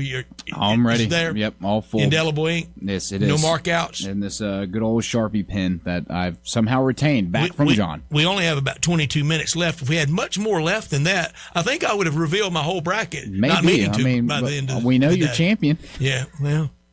Yeah, that's one of the critical parts. That is one of the critical parts. Michigan, the only time they've won it, and I think a very storied basketball history. I have them way up there in my all-time rankings, but 89 is the only time to win it, and that was really kind of some miracle run to get on, because that's when they fired Bo Schembechler, fired Bill Frieder for having accepted the Arizona State job.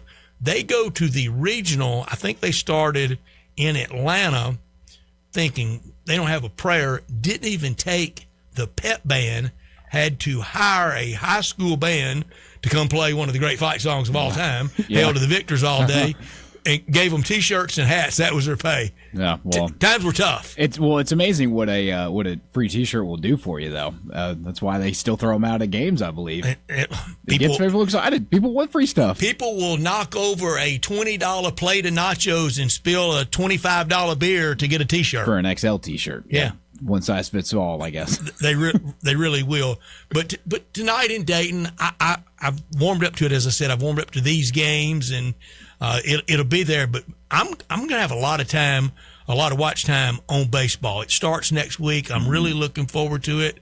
I'm the only optimistic Cardinal fan I've encountered. And I applaud you for it. Thank you. I got a really good feeling. I think I'm giving away my picks for baseball. We got to do that next week, don't we? I'm excited for it. I think opening day is next Wednesday, a week from tomorrow. And Giants and Yankees. I think I'm the traditional opener of the Giants and Yankees. Yeah, of course. But I think I'm going to be I think I'm going to try to adopt your optimism for your Cardinals for my Mets over here. I think. You got it. Just spin like y'all do. Here was the thing that I was so nervous about coming into this year, because as you know, last year I finally claimed my team, and then I fell in love with three players. I fell in love with Pete Alonso, fell in love with Brandon Nimmo, fell in love with Edwin Diaz, and then in this offseason, bye. Just the like trifecta. Just like the NSYNC What about song. Soto? Soto's still there. He's going to be there for a long time. And I love him. Love what he's doing. What he did in the World Baseball Classic with the DR. But now coming into this year, whole new faces, whole new team. But I've been keeping a little bit of track of spring training, and I like what I see on the field. So the United States, if they go on and win tonight, how much does the mistake in the calculations of advancement for Mark DeRosa, how much does that stay with him? Does it cure all winning it? I don't know. I don't know if it cures all. I would say a lot. I don't know if it cures all. They will grief him on MLB Network. They will on the early morning show to the end of time. They will, and he'll take it well. He's a really likable sort. Yeah. Played quarterback in college at Penn, as well as baseball. Yeah. Teammate of Mike Elko, the coach at Texas A&M. You mentioned Mark DeRosa around Mike Elko, and he lights up. They're big buds. Oh, they were football teammates, not baseball. Because I asked Mike Elko, I said, "Did you play baseball as well?" He goes, "Running like I do. Do you think I played baseball?" he said, "No, I didn't." No, but that's interesting. Is this the Penn that's playing against Illinois in first round of the March Madness? Very same one. Okay. Okay. True or false? Penn all time been to a Final Four? Final Four. I'll say no. No, very true. A famous one in '79. I think that's the first time I've said no without going against Brian. I've kind of been riding the yes all year. Have you noticed? I have noticed. Brian caught that last week. He did. He certainly did. I got trickeration for him next time I throw one out. Yes, '79 Penn advanced to the Final Four in Salt Lake City, as well as DePaul and the other two teams, very famous. Indiana State with Larry Bird and Magic Johnson in Michigan State. There you go. Michigan State looking to make another run this year too. What day does Dave have Mike DeCourcy on? Does it bounce around? Monday. Did he have Mike yesterday? I believe he did, yes. I'm afraid I missed it. Mike DeCourcy, and I'm with him. So many people kind of get groupthink, lockstep, and Mike, of course, he's anything but that. And it's one thing I've always loved about him. So many that made 79 in Salt Lake City, Bird Magic, that it made the modern NCAA tournament. Do you hear that? Have you heard that in your life? Yeah. That's the one that made it. I didn't agree with the premise when it first started, and Mike doesn't either. And I don't know if he wrote a book about it. He may have about kind of what made March Madness. It's something like that, or long-form column piece. He says what really made the NCAA tournament was 2 years later, and I'm with him on it. It was the last year that NBC had the tournament. The next year went to CBS. Well, they'd already lost the contract, but they were trying to up their game and bounce around a little more. Had no less than Bryant Gumbel, who later would host the Today Show, kind of as studio host, bouncing around. And that was the day of U.S. Reed's half-court shot to beat Louisville in Austin. And like Kansas State and Rolando Blackman upset a number one seed. Another couple of number ones fell. And Mike says that tournament and that day launched what we now know as March Madness. All right. I love that. And I'm with him, and he would know. With it too. Yeah, absolutely. I'm with that too. I think today is the anniversary of Princeton upsetting UCLA in 1996. That was a good day for the tournament, but a bad day locally. I remember it well. I'm in Dallas, stringing and covering and following kind of Kentucky and the Dallas Regional at Reunion Arena. And Kentucky went on and won it that year in 96. And Mike and I are there and sitting by each other, and we kind of crowd around the TV announce crew's monitors because they had one of the games on. No Jumbotron, even as nice as Reunion Arena was, but no Jumbotron yet in a lot of arenas like that. And the Princeton upset of UCLA was coming down to the last plays, and they worked one of the backdoor plays and pulled off the upset. We go back to the media room, and the news was breaking and was on the TVs in there of the Drexel upset of the Tigers that really effectively, it wasn't the last game, but it effectively ended the Larry Finch era as head coach of the Tigers. Yeah. What would you say was the biggest upset in March Madness history? Or the one that surprised you the most? The 216s. I didn't think I'd ever see it. I don't think so either. We've had others, a couple 15s. You can't believe this, Landon, and when I tell it, I don't think people understand it.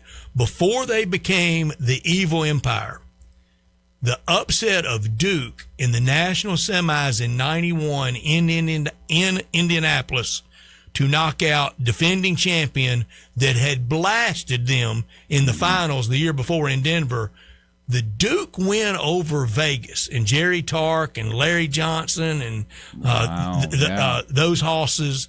That was some upset, and America was pulling from Vegas. UNLV was the hated team. They were the roguish team, and Tark loved it. Yeah. And everybody was kind of pulling for plucky Duke, and now years later, everybody can't stand them. Duke, as you mentioned, the evil empire. You win enough, you become it. I would love to become it. Oh yes, I would love to become the team. They hate us because they ain't us. Yeah, I would love that too. Who wouldn't around here? Who wouldn't love that? That's when you're blitzing everybody. Absolutely. And Calipari kind of had that going here. 06, 07, 08, and he played into it. Mm-hmm. Yeah, and honestly, and we've mentioned this many times, I don't think that's going to happen if you're in the American. I don't know it's going to happen either. Tomorrow, that media availability for Dr. Ed Scott, it will be interesting. Some of the questions, I think very fair to ask this again, not being combative, not trying to be that guy, but I'm sorry, I can't make it, so I hope it gets asked by someone. But to ask of Dr. Scott, how much do you now feel like you're linking your Tiger run to Penny Hardaway? Because I said it yesterday. Yeah. Before now, it had not been his hire. Yeah. Now it's lock, stock, and barrel. It is the Ed Scott Penny Hardaway team. Mm-hmm. That's not unfair to ask, is it? No, not at all. I don't think so. I think that's very fair. I think it should be, but I don't want to tell people how to do their job, especially since I can't make it tomorrow. Very true. But it'll be done well. I'm sure all the people listening will ask for you. Thank you. I hope so. I didn't want to tell Matt to ask it. We'll all band together. He knows what to ask. When we come back, we wrap up this fun Tuesday. We do it with Mo's Crunch Time. That's next. Not only can you listen to your favorite shows on Sports 56, you can also watch video of the shows live on Twitter and YouTube. Watch and listen every day at Sports 56 WHBQ. Listen up, Mid-South. Landers Ford in Collierville says make no payments for 90 days. That's right. During Ford Truck Month, your #1 Ford dealer gives you payment relief. New Ford F-150, 0% APR financing for 60 months. 0 down payments. 0 payments for 90 days. Are you listening? New F-150s, 0% APR financing for 60 months. 0 down payments. 0 payments for 90 days. Get started now with our Landers Easy Pass at LandersFordMemphis.com. Shop one of the largest selections of new Fords before they're sold. It's only once a year. Act now. 0% APR, 0 down payment, 0 payments for 90 days. There's 0 to pay to drive today. Landers Ford in Colliersville. If it doesn't say Landers, you paid too much. As reported on Ford's 2025 total new vehicle retail sales report, Memphis market with approved credit from Ford Credit. Minimum monthly payment of $1,667 per 1,000 finance. Regardless of down payment, interest accrues from inception. Example: 2025 Ford F-150 Lariat. VIN number 1FTFW5L8XSFB43528. MSRP $71,675. Ford bonus cash $1,000. Sale price $70,675. Based on 0% APR financing for 60 months. Price, tax, title, and $695 processing fee. See dealer for complete details. Offer ends 4/2/26. Hi, this is Lauren Choate with Choate's Air Conditioning, Heating, Plumbing, and Electrical. Taking care of families isn't new to us. It's what we've done across the Mid-South since 1958. Now celebrating 68 years in business, Choate's is still family-owned, award-winning, and committed to doing things the right way. With honest service, expert technicians, and industry-leading warranties that bring real peace of mind. To celebrate, we're offering our $68 deals. Get our $68 early bird AC tune-up special, or just need Freon to get you cooling, get $68 off per pound. If your system is struggling, don't wait for it to fail on the hottest day of the year. Upgrade today and get up to $2,000 in Carrier Cool Cash rebates on select Carrier systems. Plus, enjoy 60 months no interest financing on new HVAC systems, generators, or tankless water heaters. Call Choates at 347-8086 or visit HVAC.com today. And remember, let our family serve your family. Is your wife asking you to stop eating junk food? Well, we have you covered at Humdinger's. It's quick and it's healthy, and most important, it tastes amazing. With many choices from salmon salad to rainbow trout and grilled asparagus. Come visit us for lunch at Humdinger's, 6300 Poplar Avenue. So good, Coach Penny eats with us weekly. Don't forget, Humdinger's offers full-service catering for weddings, social events, or your corporate lunches. You can call 901-260-8292 to find out more. Take your basketball skills to the next level at Shoot 360 Memphis. Shoot 360 is a revolutionary basketball training facility that combines cutting-edge technology with gamification and provides instant, objective feedback with hands-on, one-on-one expert coaching. And now, introducing Shoot 360 Cordova, a newly renovated 50,000 square foot facility with 2 NBA regulation-size courts, 3 high school-size courts, and 4 shooting bays with Shoot 360 technology. Memberships are now on a monthly basis. And yes, you can become a member at both locations. Whether you're an aspiring young talent, NBA player, or looking for a unique workout, all skill levels are welcome at Shoot 360 Memphis to learn proper shooting and passing techniques, improve fundamentals, and gain a competitive edge while having fun. Shoot 360 Memphis, now in Cordova and Collierville. Call them today at 901-779-3176. That's 901-779-3176. The future of basketball training is here. Shoot 360 Memphis. It's takeover time, and you'll know when. This is Sheldon Rosengarten with Marks Bensdorf Realtors, and the takeover time I mentioned is when your house has been on the market for so long and you want somebody to come in, take over, properly market it, and get it sold. People often say when you want the job done, call Sheldon, because I have a highly successful strategic marketing program that can mean the difference in what you make and when. It involves preparation before you go on the market, along with proper presentation and accurate pricing based on our ever-changing market and rates, and being made aware of what's going on around you so you can make intelligent decisions, not merely guessing. Call me at 483-0546 or memphisrelocate.com and let me take your listing over and get it sold. I may be lousy at golf, but I sure do sell some homes. Call me, Shell Dunn Rosengarten, 483-0546 or memphisrelocate.com. Crunch Time is brought to you by Humdinger's Taco Tuesday. Enjoy crunchy slaw, grilled fish, and chicken, and the best taco sauce in town. $2 tacos all day. The best deal in town.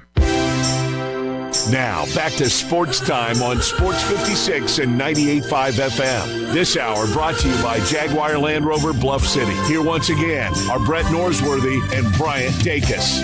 This is pretty cool, and we're just getting started.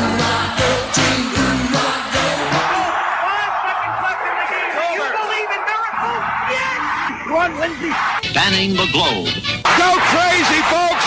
Go crazy! This game has always been called the world's greatest cocktail party. Do you know what is going to happen here tonight? This is Geraldo. It is Crunch Time. You are looking live. In your life have you seen anything like that? Crunch time between the hedges. The ball game is over, and Memphis has its first win in 16 tries. Its first win ever against its fierce in-state rival Tennessee. Goodbye! It's obviously Crunch time.